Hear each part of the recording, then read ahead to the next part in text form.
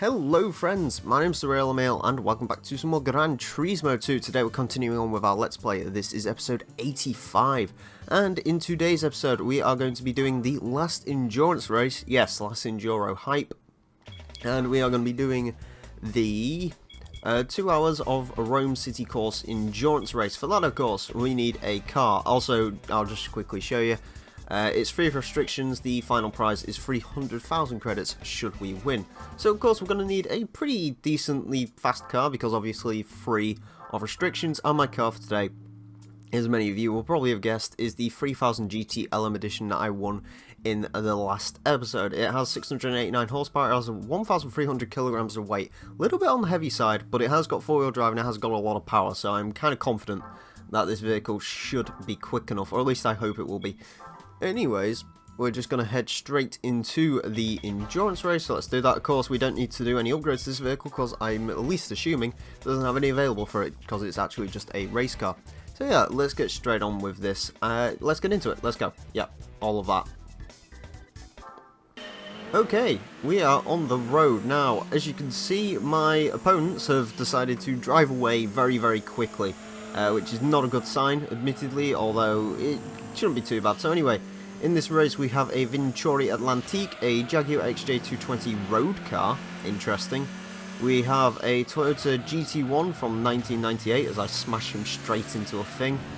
We have a Nissan R390 race car, I believe that's the 1998 model. And out in front, I believe that's a GT1 road car, although I can't be 100% certain on that. So anyways, as you can probably tell, I've decided to go with the 3000 GT LM because this is sort of the best car that I really have for this at the moment. It really was, I really wanted to use the TVR Cerberus you can win a special stage route 5. I was almost tempted to redo that race again, but I just decided not to. I'd rather just use the 3000 GT, which once again, like all the other vehicles I seem to use when it comes to this Let's Play, it has strange glitchy tyres in the back. Also, my DualShock 3 is rumbling more than it probably should do, which is strange. In case you're wondering how the vehicle is set up, because I cut all that stuff out, we are running full downforce. I'm running soft tyres because I really found out yesterday that it doesn't really seem to make a difference, you know, what tyres you use. The cars sort of wear them in the same way, so yeah, that's what I've decided to do. Also, I've tightened up the gear ratios a little bit, because every single time I try to use a 3000 GT in pretty much any game, they seem to have pretty long gear ratios, so I've decided to tighten this one a bit. Yeah, I don't know why my DualShock 3 is rumbling as much as it is. I kind of wish it would stop, though, because it's starting to irritate me. Also, notice how apparently the 99 GT1 is a lot quicker than the 98 GT1. Also, notice my terrible driving. Witness it. 4 people are watching, cool. Welcome to the stream. Again, this is the Rome 2 hours endurance race, so we're going to be here for... Hey up, Muller, how you doing? Also, Party GTO. I beat you to it. Yeah, I see you're using one of the meme cars. Yes, this is meme. This isn't the first time I've used the meme car in this Let's Play, but yeah, I had to use this thing because it was... I've returned beep beep. Oh, hello, Mumbling Team. How are you doing? Yes, this car is kind of memey. It is... I kind of really like this blue. I don't know if it's also a blue. You are iJust. Oh, okay, cool. There we go, the more you know. Yeah, this is blue. It has gold wheels on it because it's an imitation Subaru, and this is going to be a close race by the looks of it. I really don't like that. I don't like close races. The GT1s are really keeping me pressure on. Also, yeah, I have got 6 gears. Okay, that's good. Oh god. Also notice the massive wing and wide body on this thing. It is incredible. I love this car. It's great. Not too sure on the way it handles at the moment. It does feel a little heavy into the corners because 1,300 kilograms. Jesus Christ, this thing is heavy. I mean, for reference point, I think the Venturi I used yesterday was the same sort of power, but was 600 kilograms lighter, so yeah, no, sorry, 400 kilograms lighter. So this thing is heavy. Heavy is a good way to put this. Also, I'm going to take a drink of coffee, because I have coffee, cars and coffee.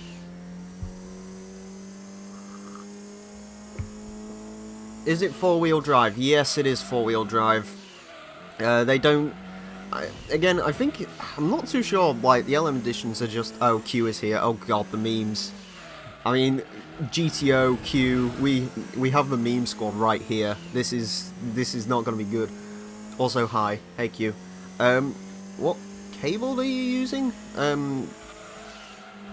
What do you mean by cabled? Are you on about the capture card or the microphone or what? Some doodles? Oh god, yeah, this is a heavy vehicle. It looks low res even for a PS1 on PS3. Oh, it's the Elgato.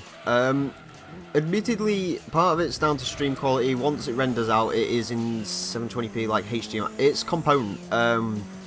With the PS3, unless you can like trick it to run in HDMI on Discord, yeah, it's the PS3. You have to run it in component to work with the Elgato. Again, I don't really know if like the PS3 upscales GT2 at all. Admittedly, again, you're based in, like, the thing with GT2 is, like, I think Thunder played it on a emulator, and that emulated. You have smooth settings. Let me check. Yeah, smoothing's on, apparently. Don't know what it'd be like if you turned it off, but it is on, apparently. So, yeah, I don't know. Again, GT2, I personally don't think this game looks too bad, but it's just... I can't really do anything about it. The Elgato won't let me do anything because the PS3 has that silly HDCP bollocks in it, so... Yeah, again, also, stream quality.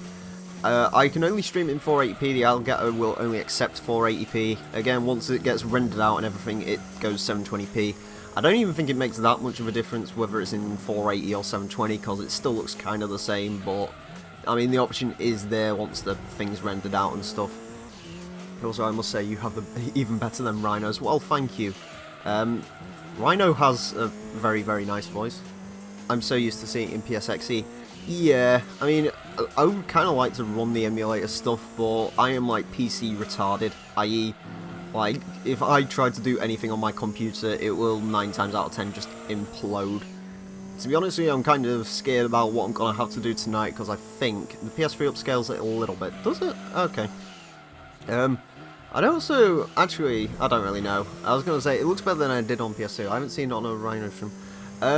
Rhino he's doing Forza at the moment, or Forza, as I like to call it, because proper English.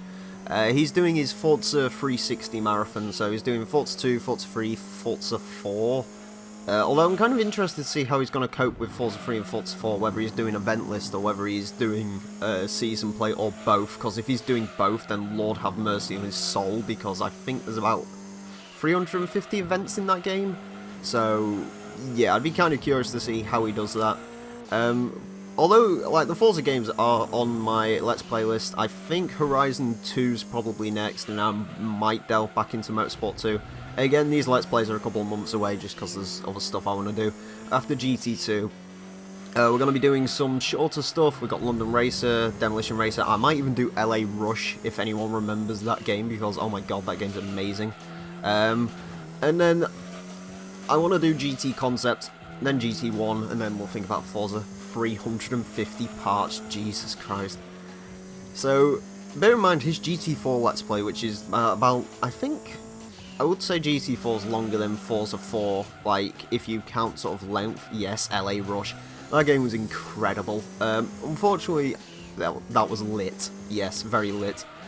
Does anyone know if it's backwards compatible on 360? Because I'd rather run it that way instead of running it through my PS2, because the Xbox version looked a hell of a lot better. But yeah, LA Rush was... I don't remember too much of LA Rush. I just really like the premise where you sort of have to find the cars. Midnight Race Club Supercharged. Oh god. No, never.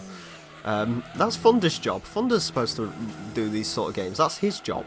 He plays the crap games. Well, he plays the, like, crap beyond belief games, and I just play stuff like London Racer, which is... Yes, that game is amazing. My favourite thing about that game is the blatant use of copyright. That it's just insane. You'll see when I might stream London Racer. To be honest with you, I might stream some stuff after this endurance race. It really depends on how I'm feeling. Crap games. Yes, he plays crap games. Shots fired. Well, he does play Sonic. Oh. No, I'm not going to get into the whole Sonic thing. I've never played a Sonic game, so I can't really say anything, but yeah. Mario. I played Mario. Mario's cool. That's all I'm going to say. He also played that really weird Wario, whatever it was. I don't know what the Get Wrecked kid. Oh dear. It's fine, as we learned in yesterday's stream, if you just say banter a lot, then it's fine, you don't offend people. Also, we're pulling 120-ish lap times while we're doing this. The front tyres are getting cremated, which is lovely. Q's just getting absolutely triggered right now. Well, I don't know if he's getting triggered or whether he's getting triggered for other people. It's not here. I don't... WarioWare, I had that a long time ago. Honestly, I didn't really see much of that game when he played it. All I know is the one episode I saw was like there was a toilet and yeah, it was strange. It was Japanese. I think that's the best way to really summarize that game. It was Japanese. Also, I've just noticed, because the tyres are clipping through, you can actually see the size of them. This thing has got some amazingly big rear tyres. An English rough draft, so I'll be watching the stream on another, so no chat for me. Okay, no problem. Your viewership is all I require. Also, that sounds like fun, English draft. To be fair, like, despite the fact I'm completely illiterate, I didn't do too bad in English, but still. To be fair though, when we did English, we had like stuff called speaking and listening, which was basically school, yeah.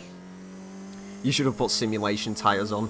No, that's for the Speed 12 with the episode, with the finale when we do the GT World Championships, because Rhino said use the TVR Speed 12, and to be honest with you, I think the Speed 12 is a possibility, like a very, very likely possibility, because I can't come up with anything better. Speaking and listening was awful. I don't know, I was pretty decent with it. I can play a pretty darn good George from Of Mice and Men. Also, presentations. Me and a friend basically just took the piss and we did a presentation on... Oh god, what did we do a presentation on? Like, I did mine on Big Pun, and like, if you don't know what Big Pun is, just look up, I think it was called like Twins, Deep Cover 98. You'll see what I mean. I did a thing on Big Punisher, who was like a 50 stone, what was he, Puerto Rican rapper? Mice and Men makes me want to die. Yeah, it's a thing. It's a thingus. We got to watch the film 3 times though, so I mean, I guess that counts for something. To be fair, when it wasn't Of Mice and Men, it was Shakespeare, because yay, English, because we are England and we need to learn about other England people who do not currently exist. Big Pun, Fat Joe. Yes. Also, for some reason, the channel's decided it doesn't like that comment. Fat Joe's brother. Was he actually Fat Joe's brother? I know they was close friends, and I also know, and this is kind of a funny story, I remember in, I think it was 2000, they saw a guy in a basketball court, he was wearing a gold chain, so they both decided to assault him with a baseball bat because they liked his gold chain. Oh god. Big Pun was pretty cool though, like, all of his music that I've heard, I really need to listen to more of it. Then again, I'm one of these people who's like, I really need to listen to more stuff. Currently I need to listen to, in this order, more Cirrus, more specifically the Back on a Mission album. I need to listen to some Fear Factory, and I also need to listen to some Big Pun. I may do 1 or 2 of those things at some point. Also, colossal understeer because the front tyres are cream right now. To be honest with you, I don't know actually, because as I still don't know if the tyres actually do anything, like, depending on your compounds, like, if they actually make any difference whatsoever, because when I was running the soft tyres on the Atlantic, it wasn't really making a difference. What did you lie about? Him being his brother? They're brothers now. Well, yeah, but admittedly one's on the ground, I'm over here like I'm a music hipster help. Music hipster, I only listen to music that has under 200 views on YouTube. Nah, I'm joking. Music hipster. I mean, what's the most hipstery I get? I don't even know. I know a lot of games these days like to just use a hipster's playlist. To be fair, this game has a hipster's soundtrack in the EU version. It's just a bunch of instrumental bollocks. Also, I'm not sure what song's playing in the background. I only figured out yesterday it was, oh god, what was it yesterday? La Fodora Tip, yes. What was it yesterday? It was one of the sort of remixy songs in the game, I can't remember what it was. Also, I'm gonna get every single bit of life from these tyres as I possibly can. I'm going to, like, normally I would probably pit at this point. The issue I've got is there's two massive French house fan. No, this game isn't Frida. This game is, it has a Fatboy Slim horrible song. It has, oh god, I can't remember what it's called. It's like a lot of, oh yeah, it is. It's the same song that was playing in yesterday's Enduro. I've just worked that one out. Breakbeat tracks. Yeah, that's essentially all the EU version was. Like, the North American version had a much better soundtrack than this. The soundtrack for the European version was there. Also 15 minutes, 12 laps in. I keep thinking there's 99 laps to go, but thankfully there isn't 99 laps to go. It's only 2 hours, which, I don't know, someone predict how many laps we're going to finish in this time. Bear in mind, like, this is no way near going to hit the 99 laps requirement. Maybe in the Escudo I could have. I was really tempted to use the Escudo for this endurance race and just say bugger it, but I'd rather use a kind of interesting car. Also, American version had I Think I'm Paranoid, yes, which is a much better song than us Europeans got. So about 94 laps. You reckon 94? I don't... 91 laps for the memes. If I can get 91 laps, I will be seriously impressed. Do you want my prediction? I think we are going to be in the low 80s. Then again, I mean, same time as Laguna Seca. Laguna Seca took just under 2 hours, and we did... How many laps did we do at Laguna? 90, so... you might actually be about right on 91, to be honest with you. 94, I mean, Q, to be fair, it is possible. I mean... maybe, potentially, I don't know, if my driving is good, which, let's be honest, from what you've seen so far, it isn't. I would really like to have driven the TVR Cerbra LM edition around here, but unfortunately I didn't get it in the SS Endurance. To be honest with you, like, the Laguna Seca Endurance, I actually got kind of lucky on, so, like, as a whole, like, just... I got a decent car for it. Well, actually, the Venturi was okay, a little bit slidey. I think the Venturi would have probably done better on this endurance than the 3000 GT would have been better at Laguna Seca because slightly slower cars, but still. Oh god. I really don't want a situation, I'm just thinking about those GT1s behind me, I really don't want to be in a situation where it's like, oh, you get overtaken on the last lap and beaten by 0.3 of a second, otherwise I will flip, I don't know, stuff. Also, more coffee.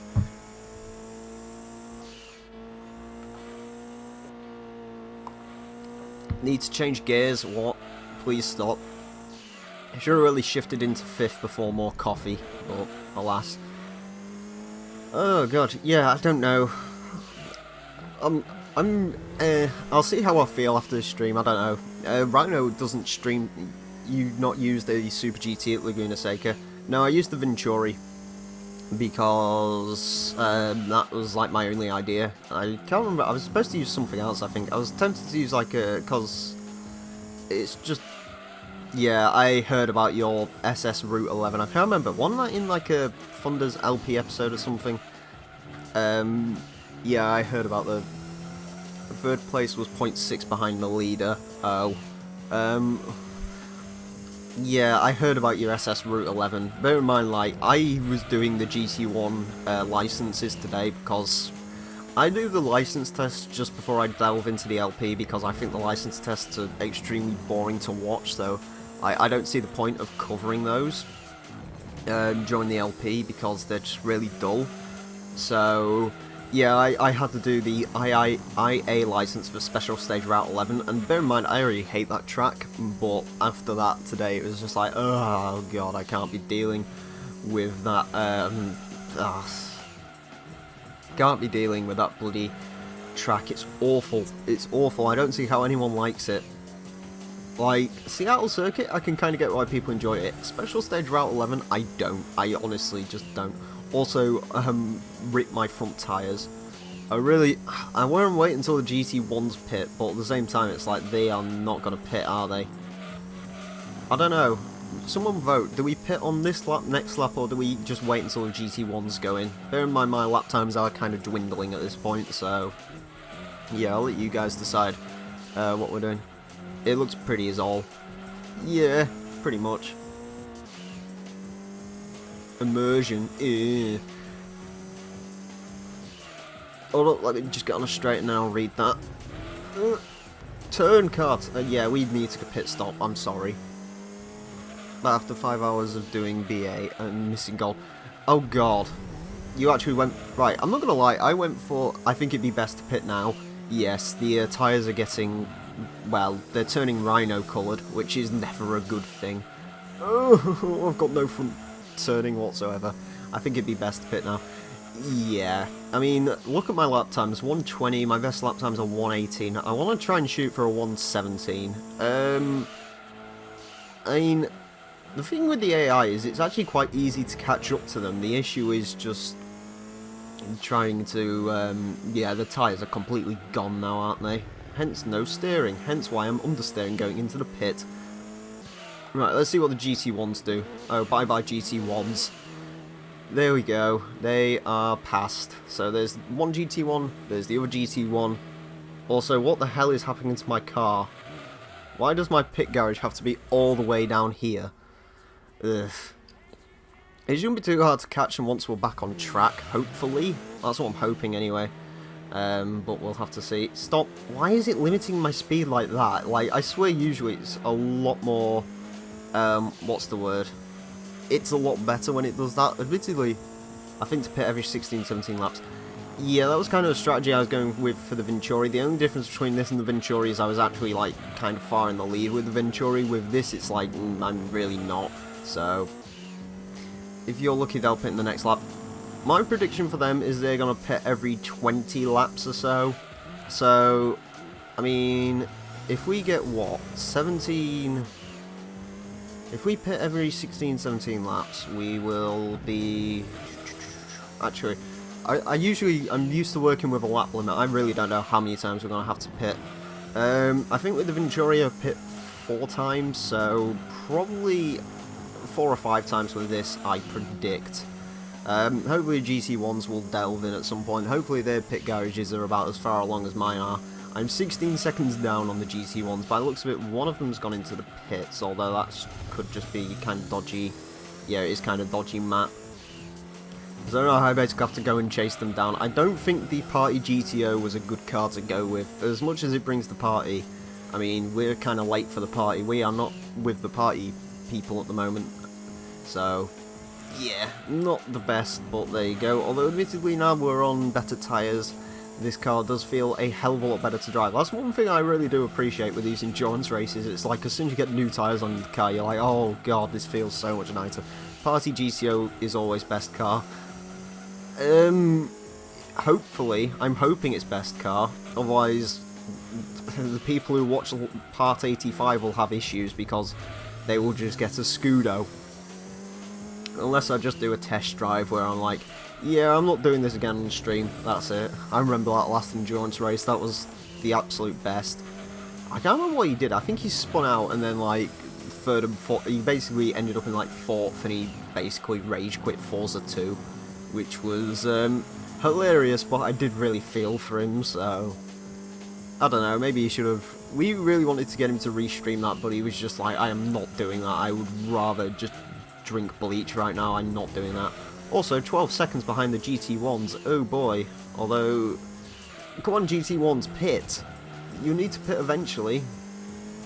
Why can't they have those? Actually, no, that's a bad idea to give them 1,000 horsepower road going GT1s like I had.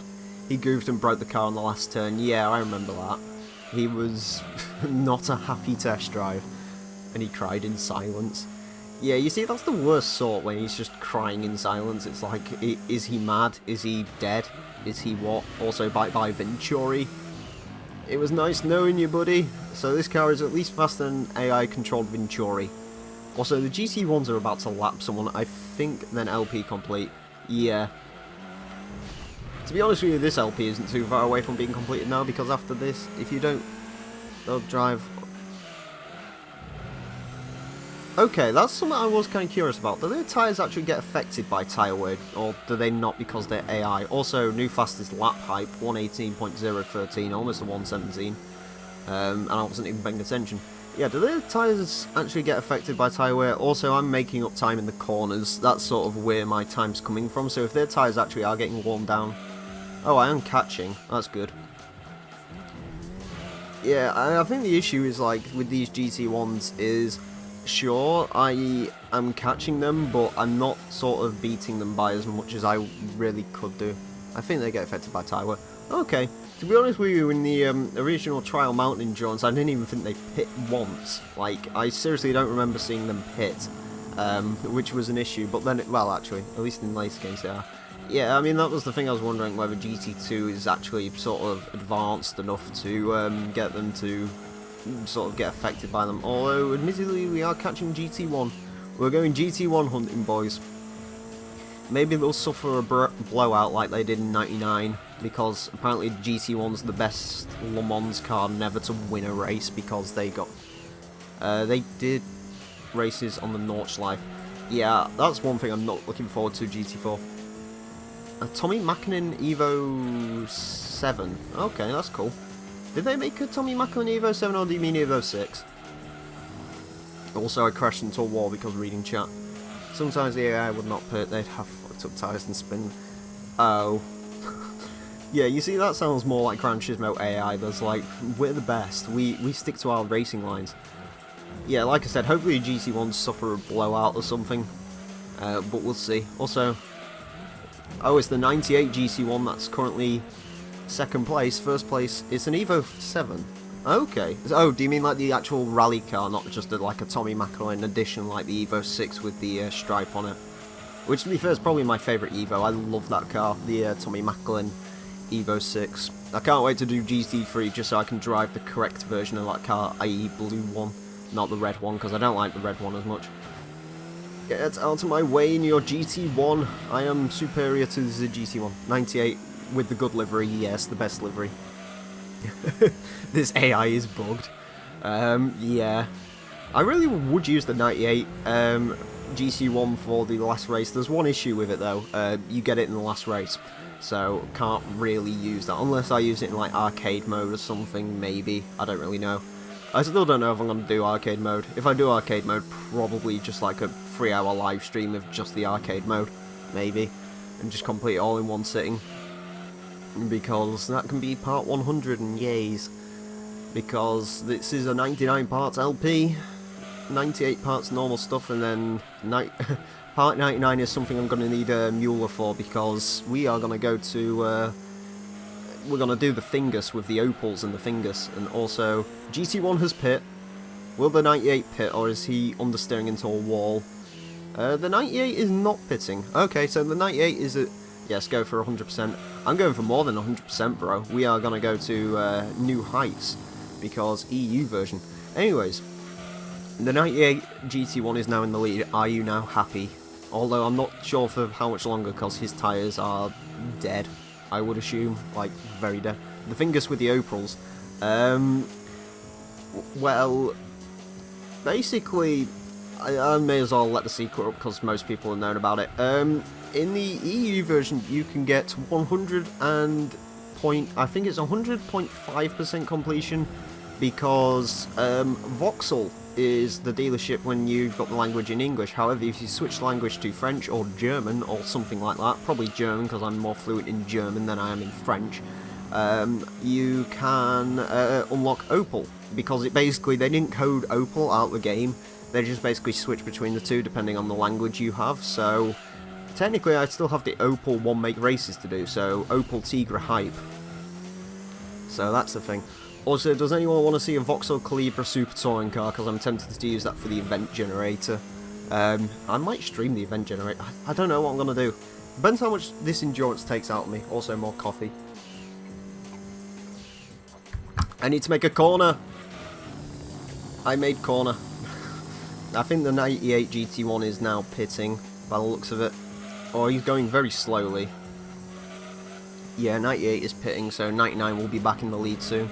Also, we are about to lap our first little critter, GT, or XJ220, English.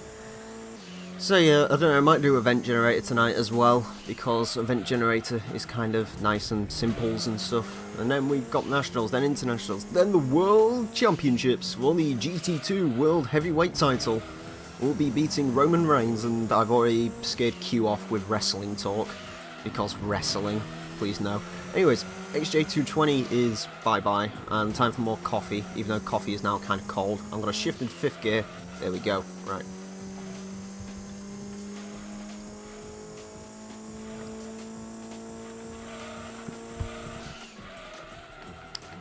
Look at that, I'm awesome at one-hand driving. Admittedly, I've now...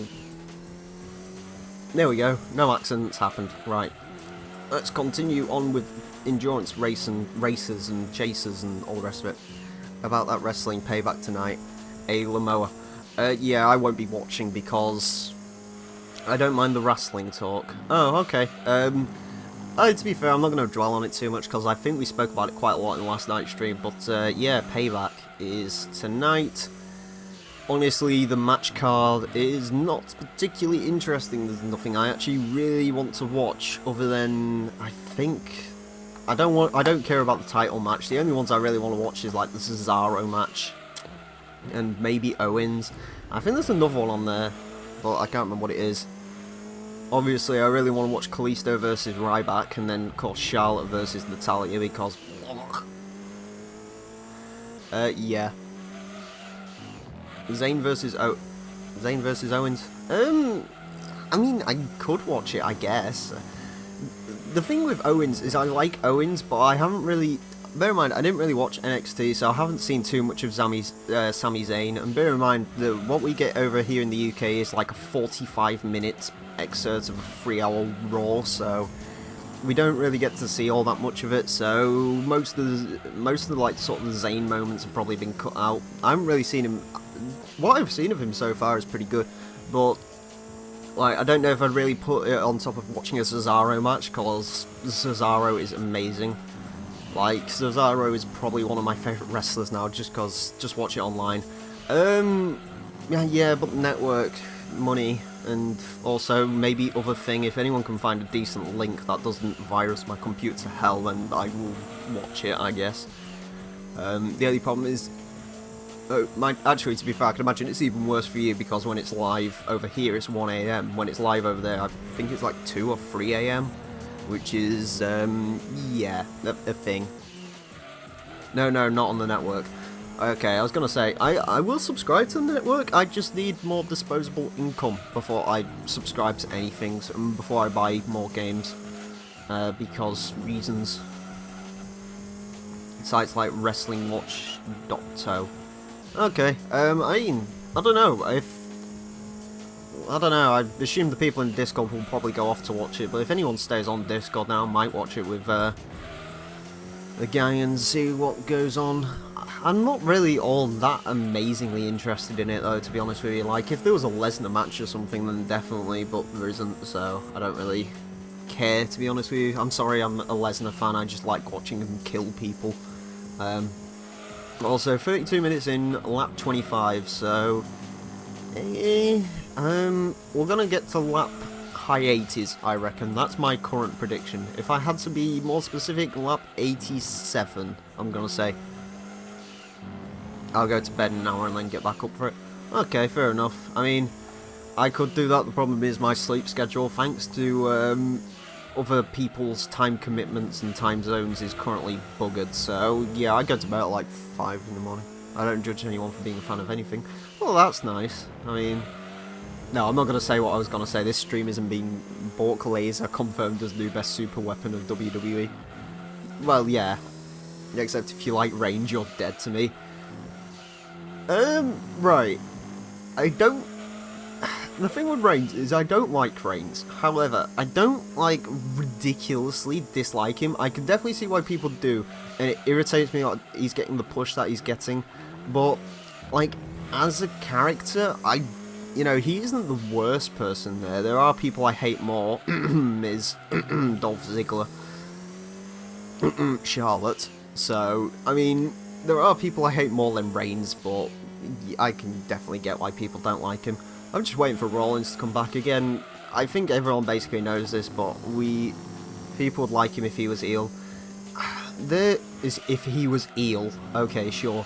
If he was heel, it doesn't work. So, well, the fans don't like him, and I mean, I guess they're kind of sort of turning him heel with the whole "I'm not a good guy, I'm not a bad guy, I'm just the guy." It's like, they don't want to pull the switch completely. They kind of want to do like a John Cena, maybe, kind of, where he's like, with the fans, he's a heel, kind of like the fans just wanted to turn heel. It's the same sort of thing, I guess. I don't know where I was going with that.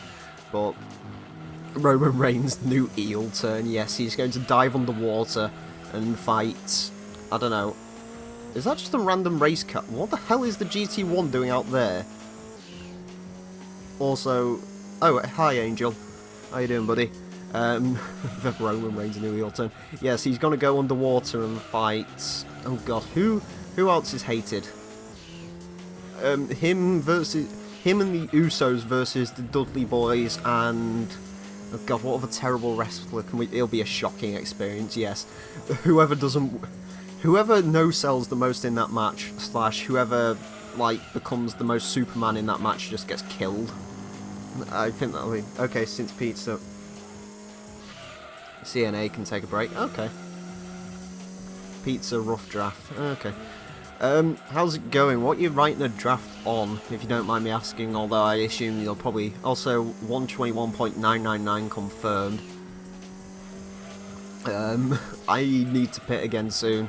Admittedly, I've got a lot more space on those GT1s than I did do before, so that's somewhat kind of interesting. Grease disc. What? Oh! I have Rome versus the Uso and Ascension and Baron Corbin. Everyone would just leave. Everyone would probably, like, just take some cyanide, wash it down with a bottle of bleach, and then die if they saw that match. Which, to be fair, yeah. Again, I'm still kind of a fan of that idea that Stephen Larson came up with, where they basically, like, they make the Roman Empire, but it's like the Uso and Roman Reigns, they all wear body armor, and it's like a Shield 2.0, then Ambrose and Rollins team up and kick their asses, and then Reigns can become part of Shield again, and then Shield. I added that last bit, but you get the point. Grease disc equals pizza. Okay. I didn't have pizza today, which is kind of ironic, considering I've had pizza for most of this week, because... on whether or not video games cause real-world violence. Fun! Jack Thompson. Fun! Grand Theft Auto. Fun! Kill. Also, I need to just check. Am I actually recording this? Yes, I am. Okay. That's fine. I'm going to open a window in a minute as well, because it's getting really hot in here because the PS3 is just a ridiculous mammoth of a console, which takes all of my breathing air because it needs it. Also, lap 28, we are 37. Yes, people playing Gran Turismo makes me want to run people over. Yes, Columbine, oh. I mean, the thing that irritates me is, you know, like, I could get kind of... It's a strange one. I mean, it's like, the thing is, the media just wants to accuse games all the time of being the issue. It's like, if you ever heard of Andrew Breivik, I think he was the guy who shot up an island and killed 78 people, I think. And essentially, as soon as they found out he played Call of Duty, they was like, oh my god, it makes me wish I could shoot energy bolts out of my car. No, that's Blur. But yeah, as soon as they like came onto the fact that he plays Call of Duty, they was like, oh my god, Call of Duty does it, and it's like, well, I mean, that's like saying, essentially, Like, you could just as easily blame the news for sort of saying, oh, look at these people, they're shooting the single player actually does. Yeah, electric bolts aren't your car. Now, that would be interesting. I mean, is it just you who has the energy bolts, or is it other people? Because if it's just you, then yeah, fair enough. If it was other people, then Apocalypse Now, ban water, please, it causes violence. Yes. I took a sip of Mountain Dew before I killed 445 people in a school. Blame Mountain Dew. It's all Mountain Dew's fault. Oh, let's be fair, that does make me sick and it makes me want to kill people, so... Although, maybe not as much as people who have Monster Energy stickers all over their cars because, look at me, I drink an energy drink. I'm so alternative. Also, I like how the stream's apparently now healthy for the first time since we started. Oh, you gotta love YouTube. I was just saying, Blur single player makes me anger. Blur altogether makes me anger because, hey, it's like Mario Kart but with real cars, and Mario Kart makes me want to injure people. What is that noise? Oh, it's the actual car. It's making a very, very... Vettel was pissed today. What happened to Vettel? Did he not win something again and then get angry? I know he was 445 people killed in a school. Yes. He got hit by twice and then crashed out of that race. Oh, wait. Yeah, it is an F1 race today, wasn't it? Well, it was Russia, wasn't it, today, if I remember rightly? Also, Vettel's just mad because he doesn't win anything anymore. Also, I think we may or may not need to pit on this lap because look at my tyres. Also, I'm kind of hoping that's the XJ220 behind me, not the GT1s. Columbine times 500, yes. Half of his tank with his pit crew afterwards was sent. Oh, fair enough. It was definitely not PG. This isn't the PG era, it's the Attitude Era guard. Vettel, you little twat. Again, he's just mad he's not winning everything because... who is winning at the moment? Anyway, I don't really keep up with F1 as much as I maybe should do. I'm more interested in touring cars. Also, I'm just going to open a window quick, so I will be back in a second.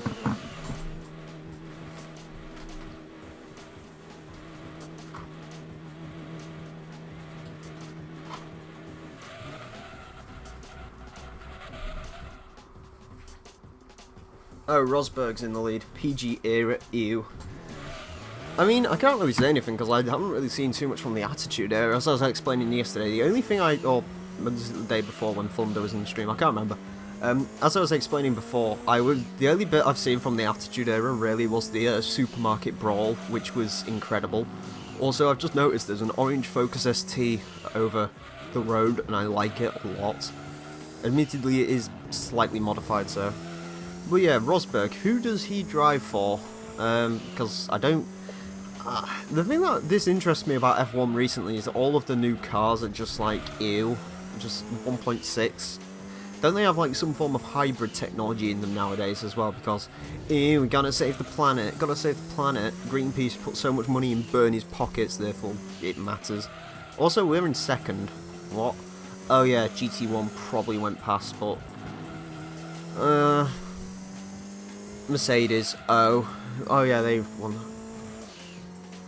Bloodshed in Raz. Yeah, I mean, that's the thing, they're just going for that PG rating, so you can't really have as much blood as you used to, which is a damn shame. Did you not watch... Oh, Q. I was gonna say, I've never seen anything from NXT, I maybe should have done, although, admittedly, like, I already find it hard enough keeping up with everything going on in Raw, so... watching NXT would be like, oh. Oh god, what's his name? Finn Balor. He said something about NXT is not PG. Yeah, but NXT, did they even show that on TV? Or not? It's totally not PG. Yes, because blading and blood packs. I think the last time we really saw proper blood on WWE was, when was it? When Reigns got assaulted by Triple H, I think, and that was Byron Saxon completely not covering up the fact he handed a blood pack to Reigns because wrestling is... Byron Saxon, kill Byron Saxon. No, I don't wish death on people, but I wish you'd go away, if that's anything. Sent you some not PG pic on Discord. Oh god. Cause couldn't send a link here. Yeah, YouTube takes away all the links unless moderators, and to be fair, I actually need to get some moderators for stream because this may become a common occurrence. For some reason that's blocked the comment, I'll just read it anyway. Samoa Joe got busted open at TakeOver Dallas. Jesus. Samoa Joe is, like, I don't really know if he's ever going to come up the roster. I'd really like him to. I saw some of his work in TNA and he was just like an absolute monster in TNA. I know Thingy from TNA has come... Why is it blocked busted open? Oh, I really have no idea why that's blocked that, but it has done so. Anyways. YouTube's comment filtering is weird. But yeah, Samoa Joe's pretty good. God, what's his name? Have you got his name? Smoker Boy. I can't remember. I have to go to the store soon. Oh god. Try not to get wrestled by Booker T. Unless you are, of course, Stone Cold Steve Austin, because Stone Cold completely destroyed Booker T. I still insist one of my favourite wrestling moments was watching that, and just when Stone Cold comes out. Eric Young, yes, Eric Young, the Smoker Boy, or at least that's what he sounds like, because his voice is just utterly buggered, has signed a contract with WWE. Hopefully they don't make him heel, because his heel work was awful. At least as a face he was somewhat believable, but as a heel he was just the worst, like the worst. And bear in mind, if he was the same sort of heel as he was in TNA, he was basically like the Wyatts, but less spooky, so Wyatts but crap. In TNA he's supposed to be going under soon. I've heard something about that, which, I mean, TNA's never really been a rival for WWE like they wanted it to, but admittedly we actually get like a full show of TNA, also High 99 GT1 that's apparently in the lead, although by the looks of it, the 99 pits before the 98 does. I don't know if they're like on a certain rhythm when it comes to pitting, whether they're like pitting sort of one after the other consecutively, or what. Well, he has a beard, he could join the Wyatts. Has beard, will travel, you can go with Wyatts. Actually, to be fair, that's apparently because wants to buy... Oh, Ring of Honor wants to buy TNA. Oh. I've never seen anything from Ring of Honor, to be honest with you. Apparently it's pretty good. Yeah, I mean, Eric Young, I guess he could maybe... The problem with him being a Wyatt is he isn't, like, believable as a Wyatt, because then WWE might have some serious competition. That's the hope, because then WWE can get off their ass, stop the pushing Roman Reigns and start pushing some actual deserving wrestlers, i.e., as much as I think it's a little bit of a cliched answer, I still really like Dean Ambrose and I wish they'd push him more, because Ambrose is pretty amazing. He's kind of the PG era's version of Mick Foley. I guess that wouldn't be an unfair comparison or an untrue comparison to make between those two. I just wish they'd push him more. Alternatively, if they just reunite them all and put them in the Shield, I'm perfectly happy with that. Either they need some competition or Vince needs to die. Again, apparently the brand split's coming soon, where they're going to split SmackDown and Raw off into their own things, because that's what they're announcing tonight, apparently, who gets what. By the looks of it, the Authority show will be SmackDown, and then Shane's show will be Raw. Because, say what you like about Raw's current state, ever since Shane's had it, like, the matches have actually been somewhat decent. As much as I admit it's probably a storyline thing, and they was just going to book it that way anyway, it's still kind of refreshing to see some, you know, the fans actually cheering for a change, unless it's a Reigns moment. The only problem with them having... Nah, Vince needs to rip his quads and... Oh god, not again. Poor Vince. I've seen that moment where he, like, rips his quad when he's just like, oh, I'm gonna complain about the Royal Rumble, I'm gonna throw myself onto the ring and rip. Dead. Oh, bless him. Yeah, I don't know. WWE really just needs to... It needs to become more focused. I think Shane will get SmackDown because it's the more good wrestling show. Yeah, I mean, that's kind of strange when you consider SmackDown's supposed to be like the laughing stock of wrestling, and it's like, apparently recently SmackDown's been pretty good. The former head writer is the... since January. Okay, so NXT writer is now the writer of SmackDown. That's interesting. So, I take it there's been better matches on SmackDown. Again, we don't get SmackDown over here. I can't remember. We used to get 2 shows where it was like, we got Raw and... We got Raw, and then we got an hour of Raw and SmackDown sort of combined with the best matches. But now they've, like, turned it down. I think they call it, like, Raw Greatest Hits now. It would be the show for Smarks. Yeah, I mean, the Smarks are really what drives the company. As much as I know there's several children who watch it and whatnot, at the end of the day, sort of the Smarks come up with, like, the booing of Reigns and stuff, and then the rest of the guys just sort of jump on board, because, like, oh, it would be fun to boo Reigns, everyone else is doing it, why don't I do it? With the IC title and women's titles. Oh god, hopefully they don't bring the Divas title back. Although, by the looks of it, they won't, because, hey, Total Bellas is a thing, right? Kill me, please. Fast, quickly. Flaming crossbow, preferably to the head, so I just forget that show is a thing. Ah, god. I mean, at least Total Divas had the decency to have Paige on it. I mean, Total Bellas, I'd rather just... I don't know, cut my own leg open, look inside it, and then use it to just smash it into my eye socket repeatedly. Hopefully eventually reaching the brain with the slight bit of bone that I had left, because ew. At least they're trying to treat the women with more respect. I just wish they'd take the title off Charlotte and put it on Sasha, because that's what the people kind of want. As much as people seem to like Charlotte because Total Divas needs to be renamed into Total Female Superstars, Total Divas needs to be renamed into Kill. Just death. Don't watch. Because ew. Totally killed her character. Yeah, it kinda did, but anything I can do for more Paige, I am perfectly accepting of, because, oh my god, Paige.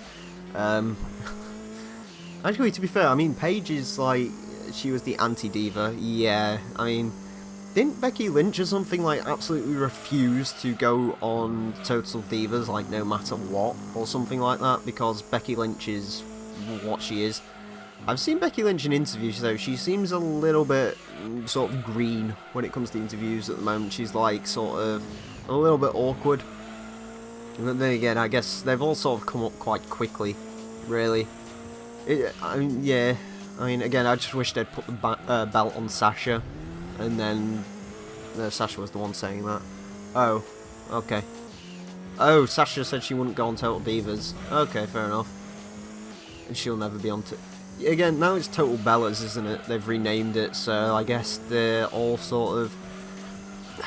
I think Paige is sort of kind of a bit of a missed opportunity at the moment. They're sort of keeping Paige off TV. It's like they gave her a really big push as soon as she came into the WWE, but now it's like, oh, she's sort of not a thing anymore. Instead, we're going to watch Charlotte. I mean, Charlotte versus Natalya. Admittedly, by the looks of it, Natalya is going soon because I think it's a spin-off.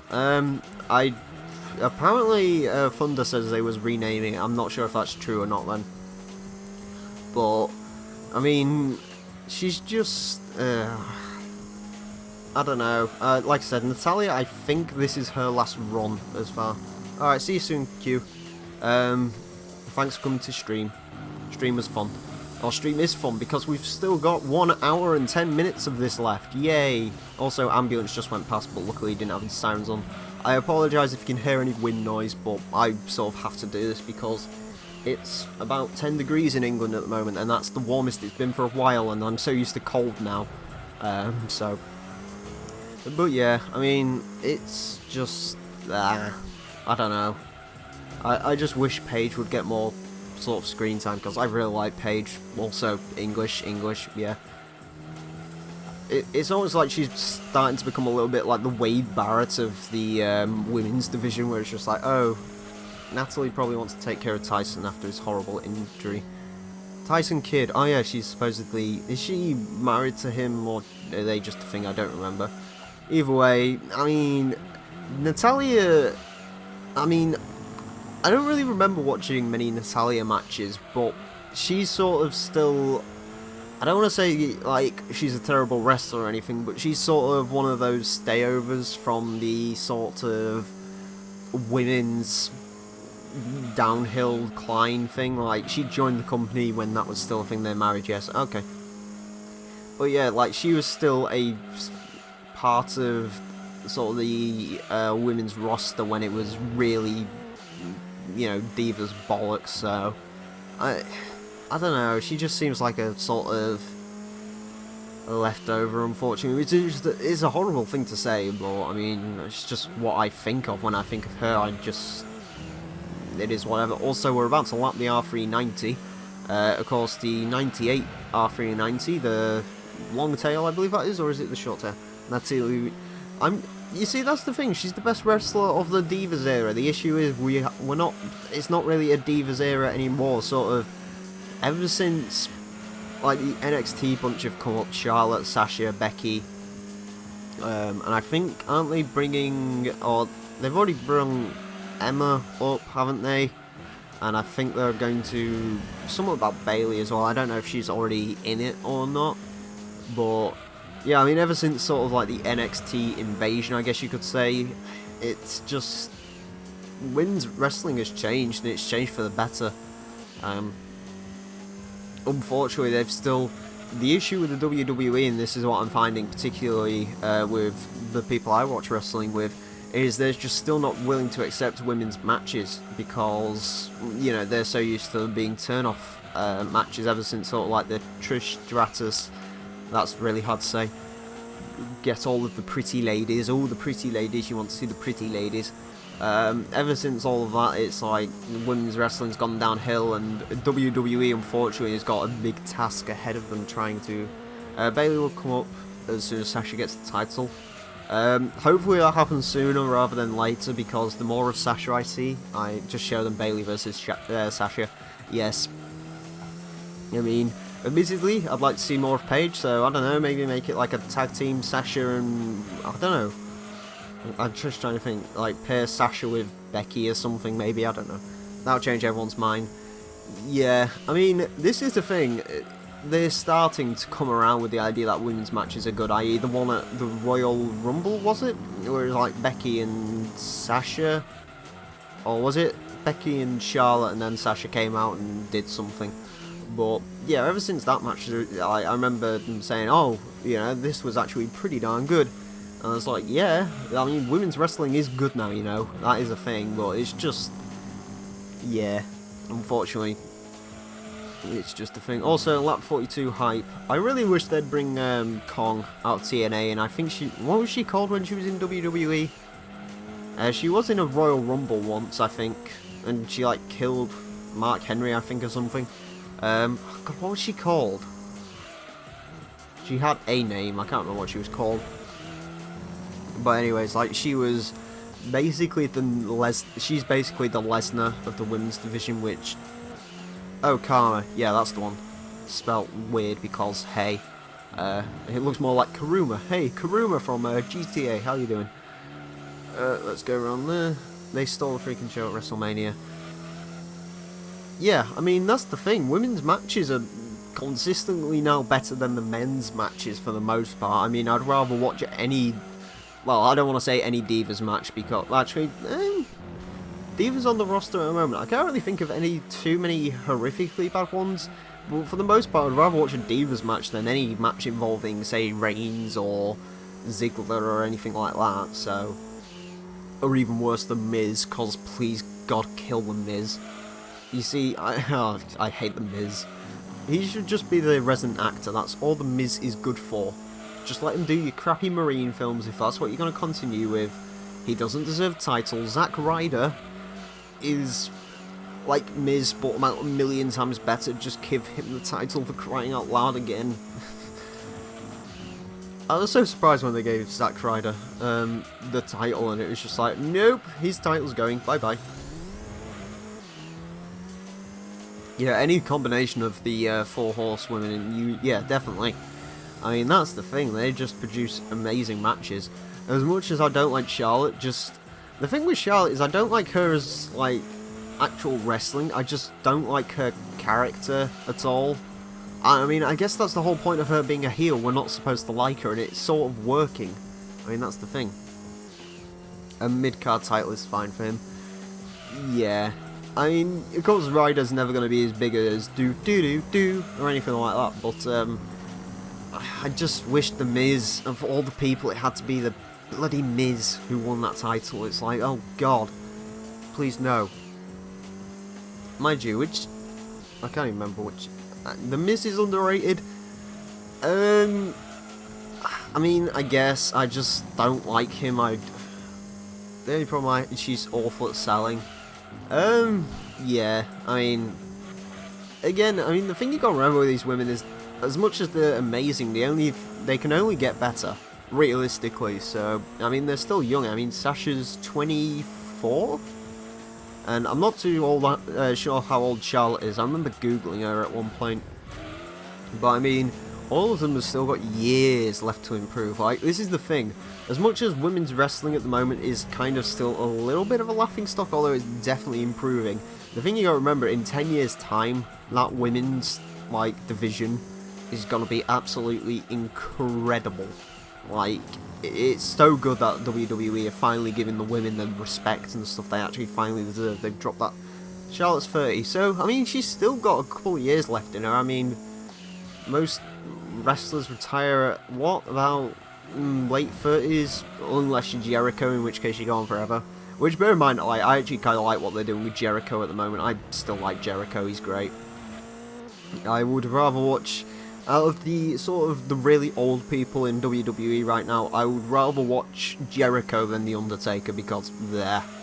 Although, to be fair, apparently The Undertaker, this is what I heard anyway, they had this, they were promoting this one night only to see the Undertaker thing, and Undertaker actually had to pull out them shows. By the looks of it, Undertaker's actually, like, not doing particularly well medically. Like, he hasn't got too much left in him now. So, by the looks of it, the Undertaker might actually. Becky is 29. She's 29. Jesus Christ, she looks good for 29. Bailey 26, Sasha 24, Paige is 23. So Paige is actually the youngest of them all. Huh, that's kind of interesting. But yeah, I don't think The Undertaker's got much left in him. Hopefully, what I'm hoping for is that they give him one last match at WrestleMania 33, they give him a really awesome opponent, and then they say, right, this is it, this is The Undertaker's last run, he's going now. Also, we're going to pit on this lad, because look at my front tyres, they are dead. They're all pretty young. Yeah, I mean, like I was saying, that's the thing. Like, just picture the division in 5 years' time. It's going to be absolutely amazing. And I'm really looking forward to seeing what they do with the women's division. It's definitely the most exciting parts of WWE to currently watch right now. Prob's gonna face Cena. I can see that, unfortunately. Admittedly, it would be sort of... I mean, Cena's okay, I guess. I mean, here's the question though, do you think he's going to win or not against Cena? Because, actually, I was really expecting him to lose against Shane. To be honest with you, judging by what they've done with Shane and The Undertaker afterwards, I really wished that they had, like, let him actually win the match. It's just, it's so stupid. I mean, oh, we got to keep the streak. It's like, the streak's broken. No one really cares anymore, to be perfectly honest with you. I mean, sure, 22-1 is still an amazing record, but it's like, Taker is going out on a loss, you reckon? Huh. I mean, the thing with Taker is there's been retirement rumours now for about 15 years, but yeah, it really looks like this is going to be sort of his last run. I think that's most of the time the best way to go. I mean, the thing with Taker is he's really old school, and that's sort of, don't get me wrong, Taker's character I'm not a huge fan of. You know, I don't really like the whole 5-year-long ring entrance or anything like that, and apparently he's a Superman even though the guy is older than most of, well, the guy looks older than Vince, for crying out loud. But as far as like backstage and stuff, apparently he's like a really awesome dude, and like his thing is basically he wanted the streak broken for years. People saying like, ugh, they shouldn't have broken the streak, they should have left it going. Here's the thing, Taker wanted that streak to be over, and I mean, I guess he doesn't like the streak still being a thing as much as anyone else does. I mean, again, Shane really should have won. Ugh. I guess that could have been even his retirement match, I guess, because, I mean, it was supposed to be The Undertaker's last match. Most people who didn't watch back then don't like The Undertaker. Yeah, I mean, for me, with WWE, I've only really got like proper into it since about June of last year. Before that, bear in mind, I think I've watched it since really the start of the PG era, about 2008, I think I watched it, but I was very part-time when it came to WWE. I'd watch WrestleMania, I'd watch the Royal Rumble, but I'd like watch the Raw. Yeah, everyone else gets nostalgia. I guess that's all like the issue with some other wrestlers as well. It's like, I don't know, I can't really think of any off the top of my head, but like, I was on and off in 2000, yeah. I mean, everyone seems to be getting into it. Oh, you got into NXT first, that's pretty interesting. But yeah, I was into like, sort of 2009, I started watching it, and I was sort of watched it every couple of weeks or so. But now I'm like really into it, and I try and keep updated on everything. Admittedly, I should probably get into like NXT and stuff, but again, to be honest with you, it's just time mainly. And also, as I said, I have a hard enough time keeping up with everything that goes on bloody Raw, let alone NXT and all the rest of that garbled gibberish. That being said, I'd really like to get WWE 2K16. That's just the right thing. It might be around, you reckon, 90 laps? I did the math. Well, we're 1 hour 4 minutes in, we're on lap 48. You want my prediction? I'm saying mid-80s, maybe anywhere between lap 85 and 90, I think is going to be the final lap. That's just my prediction. Oh, June 2015 got into Raw. Oh, okay, fair enough. So you got into Raw, then you found out about NXT and everything. It seems a lot more people got into NXT over the past couple of months. That's really seen where it started to go. Also, oh my god, we did a 117.4 hype. Oh yeah, I did. Why did I forget I did a pit stop last lap? Whatever. Anyways, yeah. I also like it how this is. I'm sorry for all of you tuning in if you don't care about wrestling, because yeah, or anyone watching the Let's Play or anyone watching the live stream, where it's like we've been doing literally like an hour of wrestling talk, and it's GT2 episode. Don't get me wrong, I'm perfectly fine talking about wrestling. It's something I really enjoyed speaking about. But for all you non-wrestling fans, I'm sure you probably tuned out a while ago. Anyways, lap 49, we are 1 hour 5 minutes into this. GTO is still in the lead, looking like we're doing pretty well. Haven't seen anything of the GT1s for a while. Yes, absolutely. Yeah, haven't seen the GT1s for a while, so I think we are definitely on course to win this, thankfully. The unfortunate thing with this event is I kind of know what the prize car is going to be, which is a bit of a shame. I'd kind of like it to be a secret, but I constantly keep checking the prize car list just to make sure what I'm winning and seeing if I can use anything later on. But yeah. I was going to say, what else is there going on in wrestling? Undertaker retiring, Divas are divering. No, it's absolutely fine, keep talking about it, because honestly, the last thing I want is to sit here and just do 2 hours by myself. If I have someone to talk to, I could talk about it for hours. Like I said, honestly, feel free to keep going, because we've still got 54 minutes of this left, and I'd much rather be talking about something than just sitting here in silence and just being like, oh, endurance race, yay. So, yeah, totally keep talking about it. That's the whole point of the stream. I mean, hell, Muller, we, yesterday, or Mueller, sorry, I get confused. We were speaking about K20 swaps for Vauxhall Corsa vans and MX-5. Have I ever watched Lucha Underground? No, but I've heard of it. From what I understand, Lucha Underground is basically many Rey Mysterios, which means I'd probably like it, because Rey Mysterio was great. Admittedly, I wish that they wouldn't constantly keep every single Mexican wrestler as an Alberto Del Rio. It's like, oh, you're going to be the next Rey Mysterio. Kalisto. Sin Cara. Also, is Sin Cara still a thing? Does anyone know? Because I'd be kind of interested to see if he still is, because I haven't heard anything about Sin Cara for centuries now. So, yeah. Poor Sin Cara, bless him. He just needed more time in developmental. Also, I heard Limp Bizkit almost made it. Wait, Limp Bizkit was almost in Underground? Yeah, Sin Cara is still a thing. Really? What sort of matches has he wrestled recently? Limp Bizkit needs to be an Underground. To be honest with you, in hindsight, that would have been better than Lost Profits. I mean, you see what happened to Lost Profits. He was... Oh yeah, he was in the 7-man IC ladder match, wasn't he? I think that's the only thing I've seen him do in about a year ever since he stopped feuding with Ryback. Like, I've literally not seen him. Also, we got a 120 exactly. That's an interesting time to get. Past the R390 again. I think we've passed him, unless he passed us while I was in the pits, I'm not too sure. I haven't really been paying all that much attention. I'm just in first place, that's all I know. I think the GT1s are just on the first straight. He was in a tag team with Kalisto. Oh yes, of course, because you've got to team the two bloody Mexicans together, because, hey, let's have a Rey Mysterio only team. In those sort of teams, you really need someone like Kalisto or something, and then you need to team him up with, like, oh god, what do you call them? Titus O'Neil. Although I know he's already in a tag team. Or someone like that. You need to you know, you need the big muscle and you need the small little guy. Oh yeah, the Lucha Dragons, I forgot about them. Probably for good reason as well. Yeah, I can't even remember all the tag teams. All I know is a bunch of tag teams are coming up to probably get buried. Admittedly, I'm surprised Enzo and Cass haven't been completely and utterly destroyed yet. Like, the Ascension. Just because, Jesus Christ. To be honest with you, I hate to say it, but I can imagine the Vaudevillains is just, they're not going to be a thing by the time that Payback's over, because people are just going to be like, what are they? They're going to end up like the Ascension. At least that's my thinking. Enzo and Cass, small guy and big guy, yeah, exactly. But, yeah, like Enzo and Cass, exactly.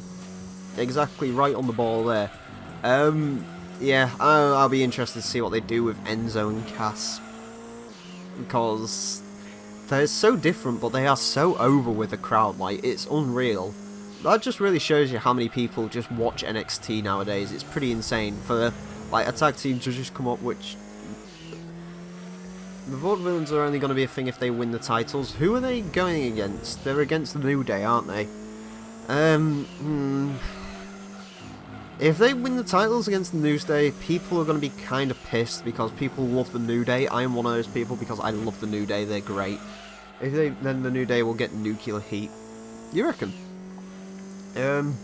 Yeah, I love the New Day. They're great. Enzo and Cass, again, I've only seen one match of theirs. They seem like they're fun guys. They're very weird looking, admittedly. But they seem pretty cool overall. And yeah, I mean, hopefully Enzo and Cass don't get buried. By the looks of it, they're not going to be, but I think the Vaudevillains are personally just going to be another Ascension. At least that's just what I think, because it appears the crowd isn't particularly wild about them being there or anything. I mean, when you think about it, the tag team division is kind of crowded at the moment. I mean, you've got Enzo and Cass, you've got the Vaudevillains, you've got Ascension, apparently. New Day, you've got the Dudley Boys, you've got the Usos. Bleh. I don't know. I think Enzo... It's just... The problem with the tag team division is once you've got more than 2 tag teams, it's really hard to get the other tag teams to really do anything other than just have constant contests to see who's going to get the belt, because it's just... People only really... You don't have a good heel team, though. True. I mean, the thing with the New Day is they were supposed to be a heel team, and then Otto happened, so... heel team, what's that? That's where the Revival should come in.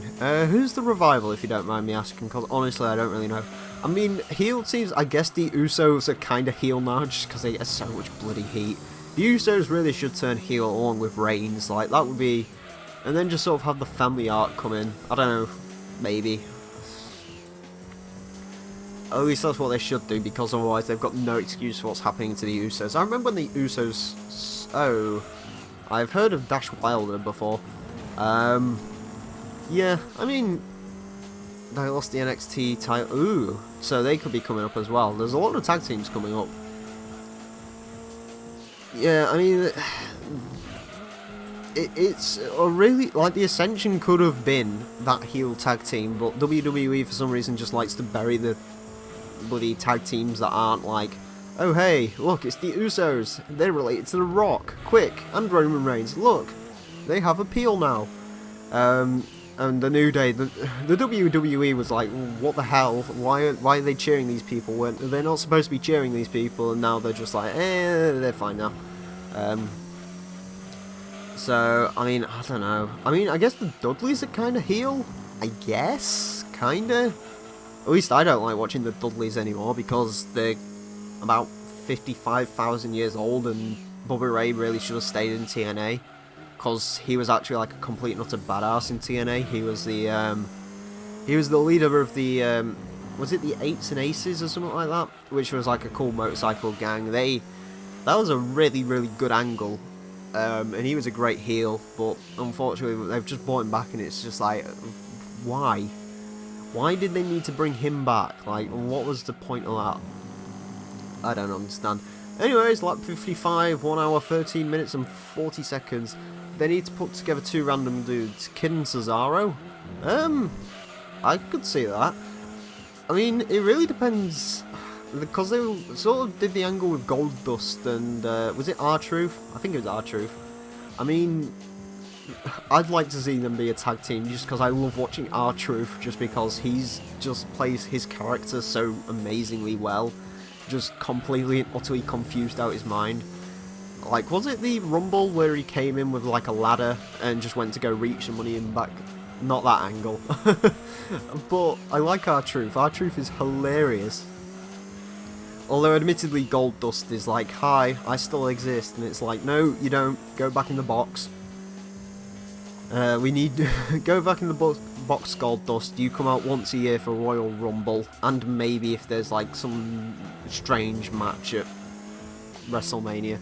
If you think about the angle, that angle is the longest running. I haven't been around long enough. Bear in mind, like, I seriously, like, when Goldust, I love R-Truth as much as you do. Yeah, you see, he's amazing. He's excellent. I mean, I just don't really know who they could really pair up at the moment, but it just goes on for too long. Yeah, I mean, I don't know though. I mean, if you had to put two people together on the main roster, and let's say you're going for like a heel tag team maybe, or you're just making a general tag team, who do you pick and why? Because I'd be curious to see. I'm just trying to think for the main roster. I mean, to be honest with you, the League of Nations, as much as everyone hates everyone who's in the League of Nations, it's not a bad angle, because, I mean, they were a heel tag team, definitely. I mean, they worked as one. It's just a shame Barrett got dragged into that a little bit, I think, just because I like Barrett. I like Rusev as well. To be honest with you, I don't even mind Del Rio, and I hate to say this, I actually don't mind Sheamus either. Just because I remember him back in like 2008, 2009, where he was Tyler Breeze. Wait, wasn't he a part? No, he wasn't a part of the the three-man band, was he? I don't even remember. Isn't he supposed to be in like some form of group at the moment? I can't remember. I remember the three-man band was bollocks. I know that much because it was like, oh, they come out every now and again. It's like, hi WWE, we still exist. Interestingly, no, okay. Admittedly, I think I actually read somewhere that Tyler Breeze is actually the lowest paid star currently on the roster. He gets about $75,000 a year, which admittedly is still a lot, but it's like, when you compare that to, I think Lesnar gets between $2 and $5 million. I think Cena's on about 8 or 9 million because Cena. Yes, social outcasts. They're not a thing anymore. Also, car is drift, car is drift. Alright, here we go through here. There we go. Alright. Lap 57, 1 hour 16 minutes. 44 minutes to go in this. Oh, sorry, 43 minutes to go because 117.005. Let's say 5 because that's what it was, even though it's not anymore. Rock probably gets 10 times that for coming out of WrestleMania. Yeah, I know, it's quite sad. Like, I'm sure Breeze tries to have fun with it. To be honest with you, like, to be fair, if I was on 75k, I probably wouldn't really care, but I just hate to think how that guy feels when he's in, like, a company where people are just earning millions and millions, and he's just sat there on 75k and gets bought out, like, once every now and again. I feel kind of sorry for him, to be honest with you, but, I mean, if you showed me Tyler Breeze's face, I couldn't pick him out in a crowd, to be perfectly honest with you. I really couldn't. Which, I mean, I guess that's a bit of a shame, but he's just never going to be a guy who's top of the card. I mean, even if he was in a tag team, they'd probably bury the tag team, i.e. Social Outcasts, i.e. three-man band. Because, I mean, I don't know. It's a shame. It really is. I mean, that's the one thing I really like with TNA, is the fact that they take these people who, let's be honest, are like mid-carders in WWE, but they take these guys and then they basically turn them into absolute superstars. I mean, just look at Bobby Lashley. I think he was like a decently high person in WWE. He was the guy that almost made it in TNA. Oh. He was always the upper card. Okay. But yeah, I mean, you just look at like Lashley. Admittedly, I think he was higher up the card, but I mean, still, I mean, look at him in TNA. He's basically their version of Lesnar. I mean, look at is it Abyss? Oh, sorry, Tyrus. I mean, he never got an opportunity at the title. Sounds about right. I mean, look at Tyrus. He was the Funkasaurus Rex. He was essentially kind of like a low-end wrestler. But over there, he's the bodyguard to, you know, what TNA would like you to believe is the biggest, pretty much the Dolph Ziggler of NXT. Oh, I mean, like I said, I don't really like Ziggler. I mean, don't get me wrong, Ziggler's wrestling. Sure, I've enjoyed Ziggler matches. My issue with Ziggler is his character and the fact that I just remember Vicky Guerrero each and every time I look at him. And then I also remember what he did to Lana, and just, no. Best example, yeah, exactly, Drew Galloway. I mean, look at him in TNA. He obviously doesn't hold the title anymore. I think it's Matt Hardy who holds it at the moment. Although Jeff Hardy might have won it, I don't remember. But yeah, I mean, seriously, look at Drew Galloway. That guy, like, in WWE, he was basically... Oh, he was part of the three-man band. Well then, I guess the rest of the three-man band should have probably skipped over to TNA as well, judging by what's happened to them. But, yeah, I mean, it just amazes me. Like, I'm sure, as much as you don't get paid as much in TNA, I can imagine it's a much sort of nice place to work if you are just a mid-carder, because it's like, oh hey, these people are going to bring us in and we're going to be actual superstars and people are going to chant for us and stuff. You know, that's pretty crazy. And yeah, I guess that's why some wrestlers go over to TNA, because as much as a lot of wrestlers have been coming over from TNA, i.e. of course Eric Young, AJ Styles, Samoa Joe, NXT is taking a lot of the WWE's old stock. I mean, again, Drew Galloway, Lashley, Tyrus. I'm just trying to think. I think EC3 was part of WWE at one point. I can't remember. But I mean, look at EC3. He was the biggest heel in the company. Now he's turning into a huge face, apparently. But I don't understand that. The ones that are really passionate are the ones leaving WWE. Exactly. And the ones sort of going over to WWE are sort of thinking... I mean... The ones coming over from TNA... For the most part, they get celebrated. I mean, I guess I'm only speaking about Styles, because, I mean... I guess Bully Ray does somewhat well in WWE. I mean... As much as I hate it, the Dudley Boys are indeed a thing. That is a thing. Others are like, whatever, I get my money. Precisely. I assume the WWE is paying, sort of, like, giving better contracts to Styles and stuff, and Eric Young and so on, but you got those wrestlers who just don't care about the money. I mean, you got to remember with Tyrus, I assume, made quite a bit of money from WWE, but as well as that, he was Snoop Dogg's bodyguard. I mean, you know, I'm sure that dude made some bank off that, so... Yeah, it is, yeah, it'll be kind of a shame once TNA is not a thing, because, you know, it's sort of, where a sort of mid-carders and so on really gonna go. I mean, sure, if Ring of Honor buys them out, and it turns into sort of like a Ring of Honor, because I assume Ring of Honor, probably when they buy TNA, is just gonna change its name, take all the stadiums and so on, and all the assets, but, yeah, I mean, that's going to be really interesting to see, because it'll get to a point where Vince simply just can't buy people anymore. He's going to actually, because, again, Ring of Honor will probably have the same sort of money as WWE. And they'll be like, well, we push mid-carders and so on, and the WWE really are going to have to compete with that.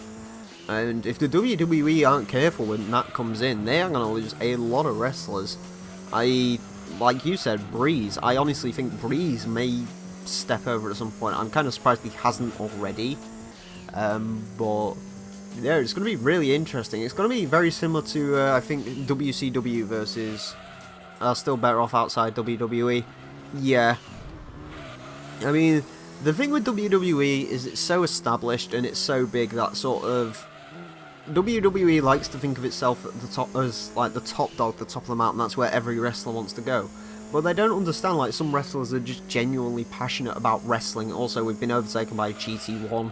Not sure which livery it is, let's find out. But, yeah, some wrestlers are just genuinely passionate about what they do, and the WWE, unfortunately, just don't particularly cater to that, which is a bit of a shame. Cruiserweight series this summer. Are we? Okay.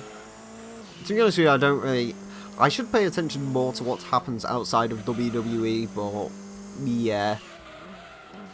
I don't know, it would be really interesting to see though. Again, I think it's going to be very much like a WCW in the 90s situation where it's going to be like, well, you know, we can give your stars better contracts and, you know, they could go. But I mean, it really depends on sort of what direction they take it out, whether they're going to genuinely go after WWE wrestlers or if they're just going to go... But, oh, is it a thing in WWE? Sorry, my bad. So that's basically just going to be like, oh hey, low-end mid-carders, come here, NXT. Oh. Oh, right, fair enough. The other thing I'm sort of worrying a bit about in WWE, and I guess this is already happening, but the fact of the matter is the locker room is already... Oh, by that GC1, you're going to pit, are you? Okay.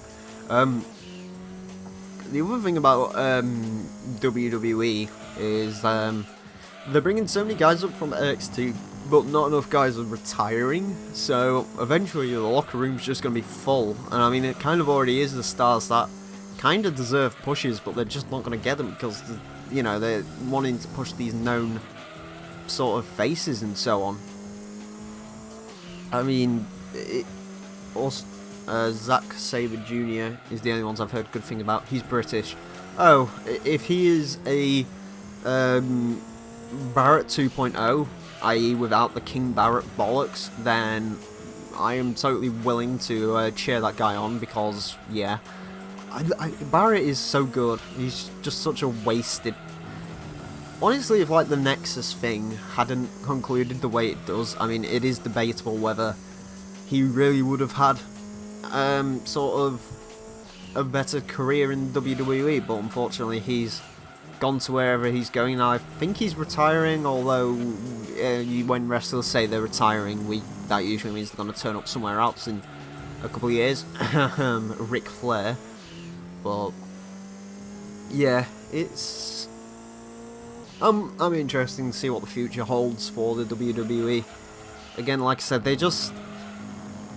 I mean, it's nice when they bring out old wrestlers and so on, and when they keep fan favourite names around, but they've really got to start embracing the new and sort of taking away some of the old. I mean, it's really debatable whether WWE is going to be a better place once sort of Cena is gone.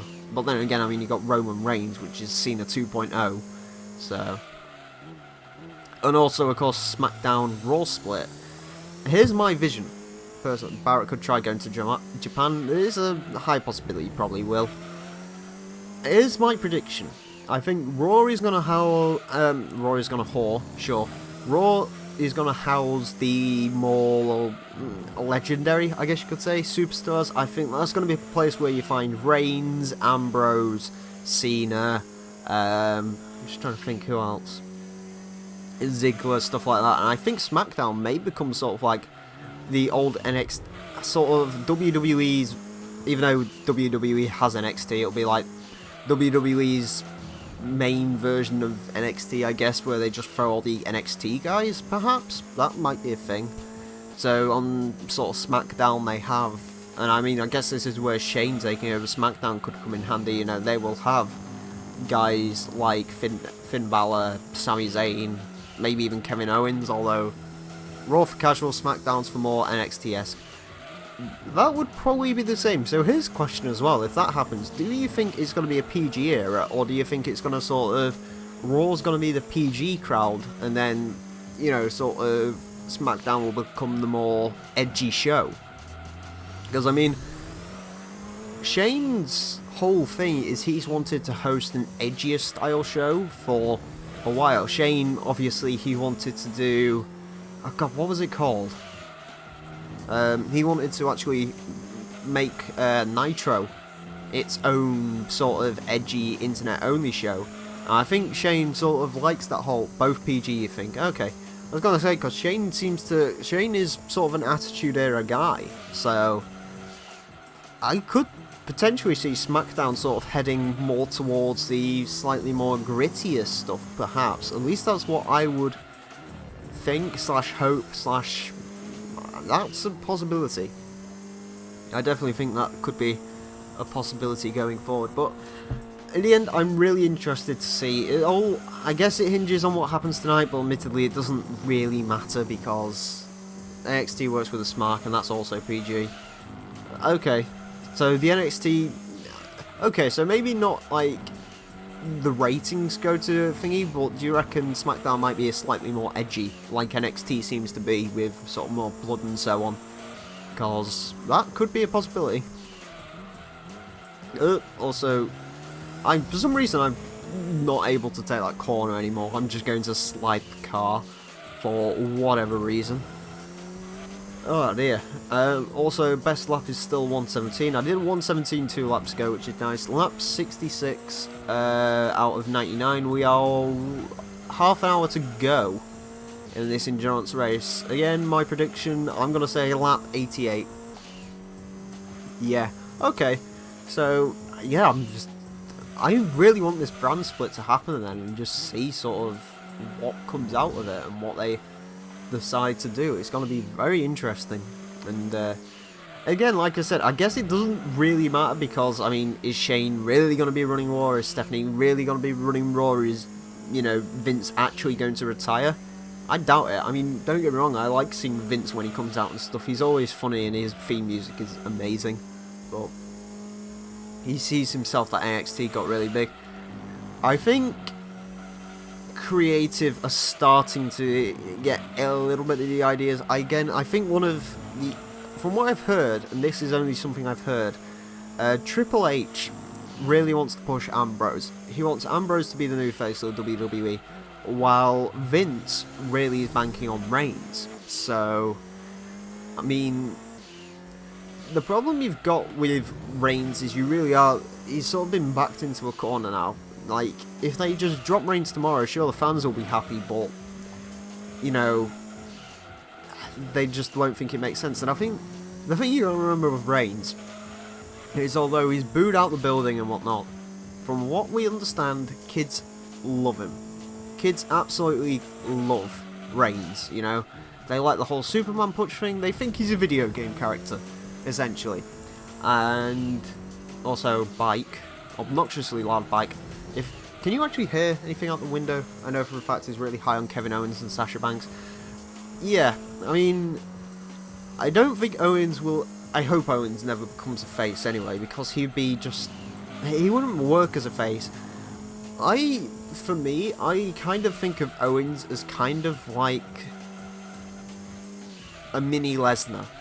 I don't know, his theme song seems to have that about him. He seems to just come out, he fights somewhat dirty, he seems to kill people. Can't hear background noises. Okay, good. I was going to say, because it's still kind of hot in here, so I don't really want to shut a window right now. But, yeah, yeah, also wrestling 1.5 hours. Whoop whoop. I'm completely fine with that. To be honest with you, I still think HG Talk should be a thing. Maybe we should just do a wrestling podcast or something on there. That'd be pretty glorious, but yeah, I don't know. That's just an idea for me. Hey, look, it's a wall. Also, bye-bye XJ220. I think that's the second time I've passed the XJ220, or maybe the third. Not really sure. All I know is my front tyres are a little bit achy right now. But yeah, I mean, it's interesting. It's a weird time for the WWE. It really is. With Captain Turbo. Captain Turbo? I'm not sure who... Oh, well, Thunder does reviews. Does he do reviews of the pay-per-views? I'm not too sure. I would get into that. The only issue is I don't really watch all that many pay-per-views, so... Also, the thing with me in wrestling is I'm sort of more there for the story and whatnot. I do watch the matches. I enjoy the matches. You know, I'm not one of these full smarks who watches for fake moves and all the rest of it, so I mean, ultimately, I don't know if I'd be very good on a wrestling review show, but... I don't know. Oh, press circle to pin. I have heard of... Well, I've heard of them. I've seen like the videos from that, so... Probably need to check that out at some point, to be honest with you. Also, press circle to pin. PS4 player, boo. Lol, jokes. We don't hate the PlayStation players. Hell, I'm playing a PlayStation game. I can't say a damn thing. I'm admittedly playing it on possibly Sony's weakest console. I mean, you can argue about that one, but that's just my opinion. Also, 1 hour and 33 minutes, lap 69. Hardy-dardy-dardy-dardy-dar. I mean, actually, we might actually reach lap 90. I'm not sure. We have... To reach 90, we've got 20 more laps in 27 minutes. Maybe. Again, I'm still saying lap 88 for the purposes of fairness, but I will be curious. Stories are important, that's why the main roster has been considered this bad, because they can't tell good stories. Yeah, they can't tell good stories. Another thing is they can't tell particularly engaging stories. People don't really care. I mean, I guess there's no plot that hammers that home more than the Shane versus Undertaker thing, where it's like, if you lose, you'll be outcast from the WWE. Oh god, please don't speak about the love triangle or love square. That angle. Oh god, Rusev. Do you know what? I honestly think the best thing about that angle was the fact that they did those TMZ leaks, and it died promptly without getting like a final resolution. And to be honest with you, I think that's honestly a better thing, because oh my god, that's the strange thing. What everyone wanted to happen to that angle is dying. Guess what it did? It died because they did TMZ leaks. I would like to think Rusev probably did that on purpose, because he's like, my character is being murdered right now. People cared about Bayley versus Sasha. They wanted to see. So is Bayley like a heel? I've seen pictures of Bayley. She looks about 12. She also looks like oh god, what's her name? Someone from Coronation Street, which is a soap over here. They care about Zayn versus Owens because it's a rival with a long history. Yeah, I mean, the few times I've seen those guys work with each other, they seem to work really well together. You know, they genuinely... Oh, Bayley is super face. Oh. Is she, like, one of those faces that people just dislike by any chance? Because I remember... Was it Bayley or Emile I heard horrible things about in about June? I used to watch Total Biscuit's Wrestling Domestic, which was a really cool show. Oh, Sasha get her comeuppance. Oh, poor Sasha. I like Sasha. Sasha's kind of, you know. Anyways, I'm surprised about that actually, because I thought, people seem to be... If you ask me what the most celebrated diva in WWE is at the moment, I would say it's probably Sasha. I would say, oh, like super over.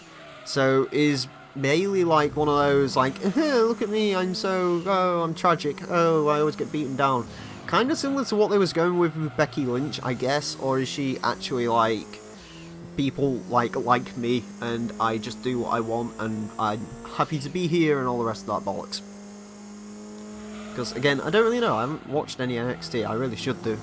I think I watched like 2 minutes of a Samoa Joe match once, which was pretty good. I can't remember who he was against or anything. Well, I know the WWE upload NXT matches, which is interesting in and of itself. Although maybe NXT should just have its own channel. That'd be kind of cool. You know what WWE needs to do? Bring back Jim Ross. Jim Ross was great. I loved him. He was amazing. I've seen some interviews with him and Sam Roberts, who's a guy I sort of keep up on because he does a lot of wrestling interviews and stuff. And to be honest with you, like, when I watch his interviews, it actually makes me kind of like some superstars more. Like, I watched him interview... the crowd was 50-50? Oh, okay. Kind of like one of those then, was it? But I mean, I really like watching Sam Roberts interviews just because it's like, before I watched the Bray Wyatt interview, I wasn't huge on the Wyatts. I'm going to be honest, never really liked the Wyatt family. But I saw Bray Wyatt in an interview, and that guy, he is like pretty awesome. Although I do have to admit, my favourite Sam Roberts interview, until the Iron Man match between them, where Sasha literally made Bayley's biggest fan an 8. Oh. That's not good. Even Triple H hugged a kid once because Triple H was being evil and the kid was like, no. Full in tears. Okay. What did she do? Did she like, I don't know. Biggest heel performance in a long time. Correct that into saying biggest purposeful heel performance of all time. I mean, I guess you could say the Reigns versus Triple H match was a bigger heel performance because... Oh god. I mean, the thing is, with that WrestleMania match, it was just so funny that Triple H was trying to bring heat on himself, but he still wanted to bring heat to himself, but he wanted to bring it to a point where people wouldn't boo Roman. The problem is, both people got like booed entirely during that match because it was like he came out with the worst entrance I think I've ever seen, like worse than the WrestleMania 31 entrance with Terminator and all the rest of that cocking bollocks. He came out with, as I said famously in Discord the other night, he came out essentially with Stephanie barking orders like a bitch because and then it was just a bunch of Slipknot backup dancers dressed in masks going, I have no, why were they there? And then you had Roman come out and it was like, oh, kill. Okay, YouTube thinks I'm spamming, is telling me I send too many messages. No, I'm perfect. YouTube, stop doing that. It isn't really, it's a shame YouTube, you can't turn that spam bollocks off. I might be able to actually, I'm not sure. I may check at some point. Although, admittedly, we're only 20 minutes left from finishing this endurance race, thank Christ, yay! Almost done! And then all the endurance races in GT2 are done. No more endurance racing. And then happy, smiley people, or I will be a happy, smiley person because no more endurance race means more fun for me. Ugh, God. Also, if anyone can think of titles for the endurance race videos, I would be super appreciative, i.e. I don't know what to title this. I might call it like the party ends or something, I don't know. Maybe I want to make a party GTO joke, but that's not my joke. I don't know. I think I've got titles for all the other endurance races. I've got titles for up to episode 81, I think. And I still need to decide what 82 and 83 is. But I'm actually really enjoying this streaming thing. I probably should be in bed already if I want to watch Payback. I mean, you could. Ah, well.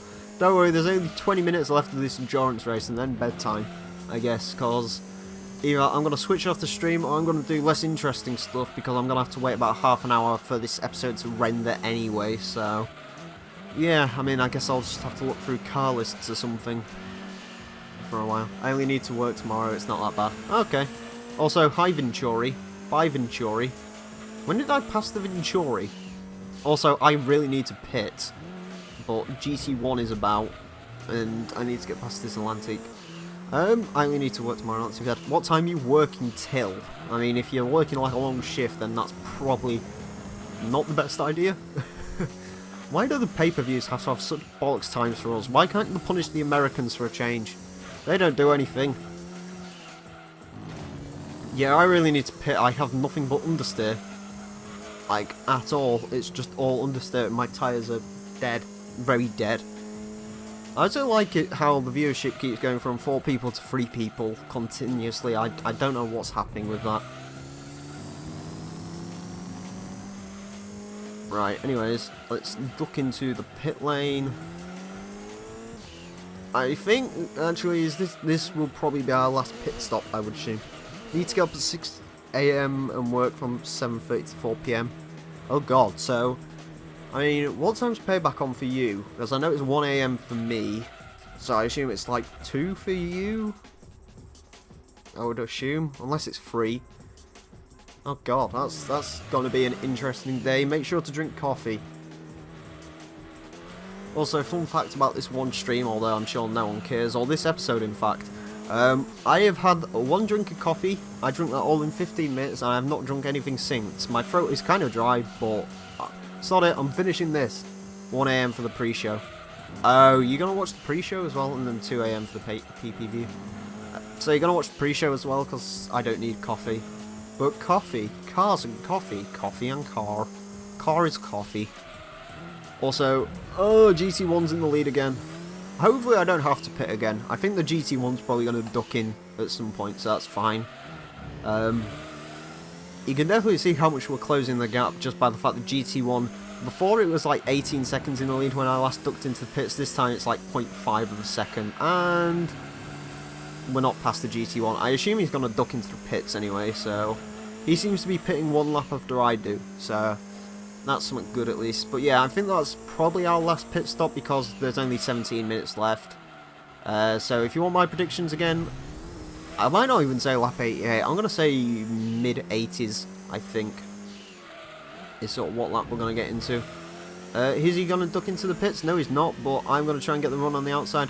Okay, so I don't have as much straight line speed as the GT1. I think I have more power than the GT1, but for some reason he's quicker than I am for reasons. There we go. That was a clean pass as well. Also, my driving is much improved on yesterday's endurance, because again, I was reading chat on Laguna Seca, but I was reading chat in the most awkward places, i.e. I was reading it on like the corkscrew, which, if you play GT2 and you know about the corkscrew, you know that's probably a bad idea, because the corkscrew is a nightmare. Oh, there we go. I think weight is the reason. Yeah, I mean, this weighs 1,300 kilograms, which is a lot for a race car. But then again, I mean, weight in GT doesn't seem to matter as much as power does. Or at least in GT2. Reading chat and corkscrew is definitely not a good idea. Yeah, you see, here's the thing. You get two types of streamers. You get those people, or actually no, you get three types of streamers. You get those people who don't read chat. You get the people who do read chat and keep their eyes on the road and are a good driver, Rhino. And then you get me, who basically turns his head every 5 seconds to look at the chat. Admittedly, it means sort of like the stream itself. Like, the actual people in the stream are all happy because it's like, yeah, I'm reading all your things. But the people who watch the video probably aren't happy because it's like, well, you can't drive a car, you suck, even though I'm winning the endurance races, so I don't care. I drive a car, that's what I do. I just drive the cars. Don't complain. If you want to complain about my driving, go play the game yourself. You're perfectly able to, hopefully. I mean, I assume most people have their original copies of GT2. I certainly did. I don't know where the case has gone, but I don't know. I think I should order a new copy of GT2. I'll have to take a photograph and post it somewhere of my GT2 disc. It is absolutely buggered. As in, I think the loading screens, if you actually look at some of the race event screens, like there's like tiny misplaced pixels and stuff. Now, I'm not sure if that's due to my disc being damaged or not, but yeah, I definitely need to get a new disc of this at some point. Admittedly, on eBay, GT2 is like £3, but yeah, I'll buy it eventually. I bought Gran Turismo 1 though. Oh, your pirated copy is balked. Well, that's what you get for breaking the law. Hardy-dardy-dardy-da. GT2 is still my favourite game. I still love this game. Admittedly, it's... Oh, wait, your pirated copy is 15 years old? Or is it just the actual thingamajig, which is old? Also... Oh, not new fastest lap. That's a damn shame. Let's try and beat this 117. As he understeers on this corner, because apparently this GTO is understeer. Also, more obnoxiously loud motorcycles. Look at me, I drive my motorcycle, it has an exhaust on it. Oh, colleague of mine did that thing back in the day. He did the finger. Oh, is it one of those old chipped PS1 jobbies, or was it actually on a computer? Oh, we got a chipped PS1. Ah, okay, fair enough. I disregard my last. Chipped PS1. We had two PS1s. We had one that was chipped and we had one that wasn't. An interesting fact is we had, like, the two white PS1s. I never had a grey PS1. We had a grey PS... You as a pirate. Yes, absolutely. To be fair, as a kid, I just thought there was... Like, I didn't really see the difference between a pirated copy and a normal copy. I remember I wasn't happy once because I ended up buying a pirate... copy of a game once on a store and I got it home, tried to put it in the PS2 and it didn't work, and I was like, oh god damn it, I really wanted to play Cars for the PS2, well, because I had it on the Game Boy and it was horrible on the Game Boy. That game literally, bear in mind I was like 8 at the time, that game took me like 4 hours to beat. I paid 23 quid for it, so that got returned like the same day. I was like, nope, I used to like the Cars movies. Admittedly, I still want to see Cars 2. But, yeah, from what I've heard about it, I don't, kinda. I also really want to watch Frozen, which sounds kind of bad. I just said that out loud, didn't I? Bollocks. Oh well. It's on Amazon Prime, it's fine, I'll watch it at some point. I've just seen the movie list for Amazon Prime. It's not very good, although I've only got Prime so I can watch Top Gear when Top Gear comes back. Anyways, 10 more minutes to go, or 12 minutes, but kind of 10 minutes, sure. And then Enduro is done, and life is strange and life is good, because Enduro will be done. And also, my front tyres are looking... Right, here's the question. For the last 10 minutes, can I run on these tyres?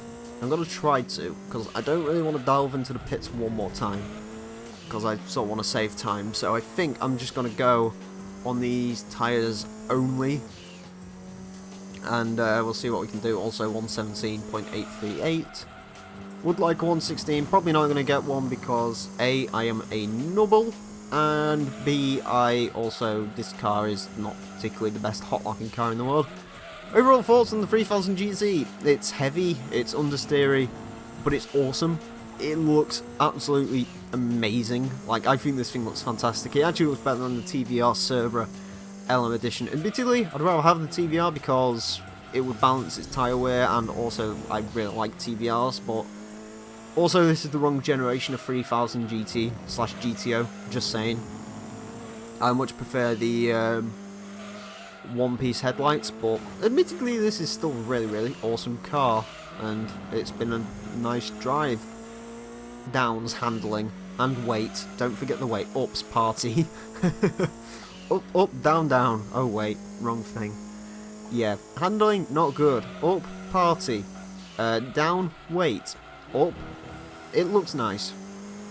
It kind of like an Alfa Romeo 8C then. Yes, this is the Alfa Romeo 8C of Gran Turismo 2, but race car. Although I still want an 8C. Preferably an 8C Spider, because that thing in white is just... The Alfa 8C, it's an amazing car, I want one so badly, but I'll never have one because money. And also because I'm saving for a Koenigsegg Agera. Hardy-dardy-da. I should actually put that on like a money box and some Koenigsegg Agera fond. Yes, I'm gonna go and do that tonight. Then, by the time I'm 85, I can afford a Koenigsegg Agera. Yay! Although, by that time, it will be ridiculously impractical, because fuel will probably be about, like, £20 a gallon. Oh, sorry, well, it sort of already is in England. £20 a litre. And I'm fairly certain a Koenigsegg gets under 10 miles per gallon. I don't really know, but I still want a Koenigsegg.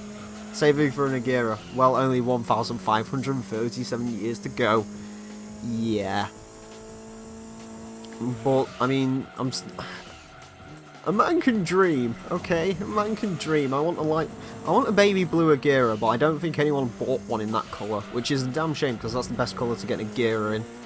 Also, I still can't decide whether I want an Agera or a 1-1, because, I mean, the 1-1 is cool, but I think I prefer the look of the Agera, but the 1-1 is like savage on the track. Because, oh god, that 1-1. Other thing in Forza Motorsport 6 is the most insane car in that game. It is actually incredible to drive. It's got such good turning and handling and all the rest of it. It's really quick, it doesn't spin like you'd expect it to.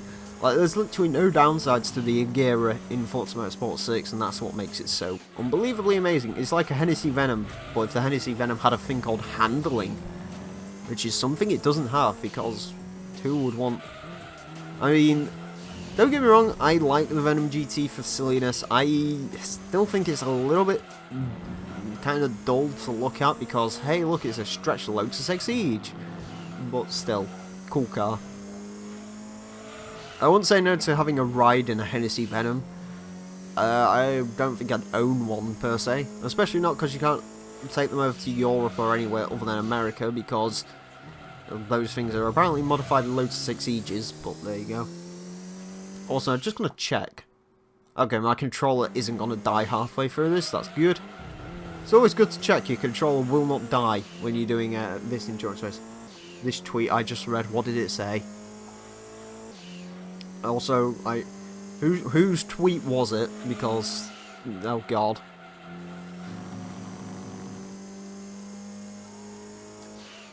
The main event of Payback is Roman Reigns versus the city of Chicago. Yes, absolutely. Oh god. If Reigns wins this match, then guess what? In 1 year's time, it'll be the main event. Roman Reigns versus the actual city of Chicago. Just many people in the ring, just slowly. Right, here's my plan for the main event of Payback. Instead of giving him AJ Styles, what they do is they strap him to the ring, and then they get each. Well, can't wait for the CM Punk chants. Oh yeah, because it's a live pay-per-view, they can't edit those out. Anyways, here's my idea. They're going to strap him to the ring, okay, and then every single person who's there is going to come along and lightly tap him in the bollocks. That would probably be more fun to watch than the actual match. Also, I know this is going to be controversial, I know he's a good wrestler and all that, but I'm not a huge Styles fan either, so I'm really not interested in the main event, to be perfectly honest with you. So, again, I can really appreciate him as a thing, but his haircut is just... oh god, his haircut is really bad. Also, I think I'm going to be right by saying 88 laps, because, hey, look at the time, we have 5.5 minutes to go, and I have 3 laps to do, and I think either lap 88 or 89 will be the final lap. So Q was way off. Mueller, you were closer than Q, but still, I mean, I guess 91 laps. If I was in the Escudo, I would probably finish all 99 laps, not gonna lie, but I can't use the Escudo for everything, as much as I actually probably would do. If I wasn't, what if Styles watches the Styles Clash and breaks Roman's neck? Well, it's possible. I mean, I don't even think... to be fair, I think WWE cares so much about Roman, they'll be like, no, Styles, you can't use the Clash, you have to wear gloves as well when you're doing any move. We can't afford to lose another superstar. At least not until Rollins gets back, and then as soon as Rollins gets back, yeah, you can kill him. That's fine. If Rollins, yeah, it's just like, oh, save him, and then when Rollins comes back, yeah, kill him, do what you want, it's fine. Also, wait for it, lap 86, we have got 4 minutes almost to go, and in Yazors, we shall be crowned the king of the endurance ring, even though different car each time, but shh, I couldn't really use a Fiat Coupe for this. I'd like to, I can't, unfortunately. Which is a damn shame. It's a damn shame, Shane. To be honest with you, like, the only thing I actually really want to watch of Payback is actually just who gets what. Like, that's the only bit I actually want to see is Vince McMahon's announcement. And to be fair, that'll probably be on the WWE YouTube channel tomorrow, so... yeah. That sounds kind of bad when, like, the main attraction of your pay-per-view is just to see which fake boss gets what company, but still. It's just none of the matches interest me. If there was, like, Ambrose versus Lesnar 2, except not Suki, then I would totally watch that, but there isn't, because Ambrose gets Jericho, which admittedly, gonna be a good match. I like Ambrose, I like Jericho, but I'd rather watch Brock Lesnar, because Lesnar is Lesnar. Lesnar is a Blesnar. Ah-dee-ah-dee-da. To be honest with you, I still watch, at least once a day, I watch Lesnar's return. Zayn vs Owen should be really good. Yeah, that should probably be good too. Again, I think my pick for match of the night, and I'm just saying this blind, not just going into it, probably Ambrose versus Jericho. Then Zayn versus Owens, and then probably the Cesaro match, and then the rest of them. What if Jericho kills Ambrose potted plant? Oh god, that might actually be a thing, you know. That is definitely a possibility. Now, I think... oh god, can you imagine if he breaks the potted plant? Oh god, it's like Xavier Woods' trombone, isn't it? As soon as that gets killed, then, you know, bye-bye that superstar. But, oh god. I love the fact that he cares so much about that plant. It is literally the greatest Ambrose is still awesome. I just love... Oh, hey, 2 minutes left. Well, actually, wait for it. Now 2 minutes left, yes. I think he'll keep it for a year or so. Until it grows and grows. And then it becomes a exact identical copy of Dean Ambrose, because this is probably what WWE's going to do. Or it's going to sprout, I don't know, a Rollins. That's how he's going to come up. Then some NXT call-up debuts and destroys it. In which case, I will destroy that NXT call-up. Yeah, 2 minutes left, lap 88. This is where I predict we're going to finish. Then again, how close is that GC1?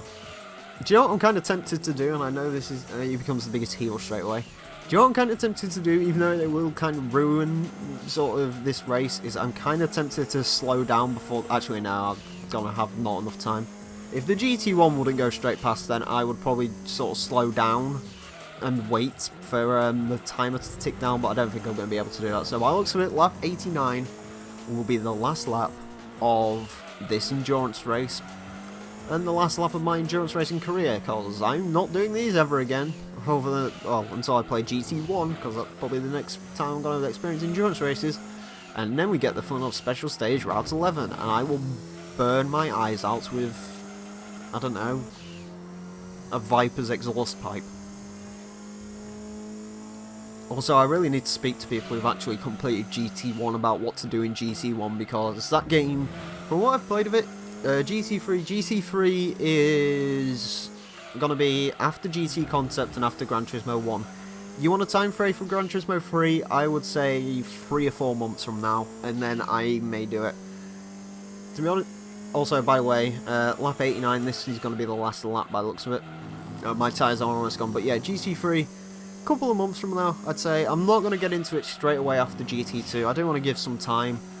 I also kind of want to sort of keep the balance between Forza and Gran Turismo about, so my predictions at the moment is you need a walkthrough about GT1. Yeah, I never played GT1 as a kid, and so, yeah, I guess it's pretty easy. The thing is, though, I need to learn about, like, maybe money glitches and stuff like that, just so I know what I'm... Actually, you can't really money glitch GT1, can you? Just get a 2J as your first car.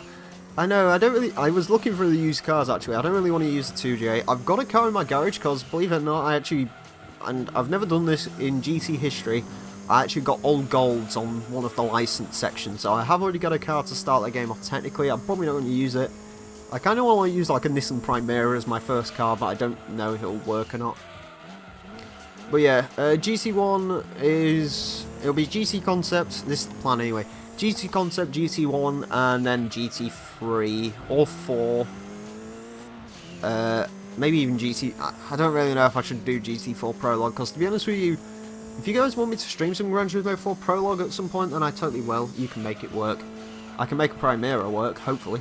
Anyways, there you go. That is the thing. So, we didn't lap the Venturi, the Toyota GT1s either. The 99 beat the 98. Boo. I beat the R390 by 2 laps, you know it's now 1 lap, and the XJ220 by 3 laps. So there you go. I want to remember what I started with. I would assume probably like an RX-7 or a Supra. I would assume, maybe. Anyways, there we go. We get 300,000 credits. Amazing. Absolutely fantastic. As it all ticks down, there we go. New car acquired, yay! Let's go and find out what that new car might be. Okay, so there we go. As you can see, that is the Rome Millennium 2-hour endurance race done, and that means finally all of the endurance races for GT2 are complete. Excellent, I've just got to upload them all now, yay. Anyways, let's head back to the garage and see what car we got. We got a Corolla rally car. Okay, great, another rally car. I thought there was only one prize car for this. The other prize car, in case you're wondering, is an Altezza LM edition. I obviously didn't get that, I got a Corolla instead. So yeah, anyways, that is it for this part of the Gran Turismo 2 LP. Thankfully, the next few parts are going to be a lot shorter. In the next few parts, we're going to be taking a look at something a little bit special in the GT League. So yeah, join me for that. Anyways, friends, I want to thank you all very much for watching. My name's been the Real Emile, and until next time, farewell. Gonna go. Alright. See you later, buddy. Also, yeah, the Corolla was not a good prize car.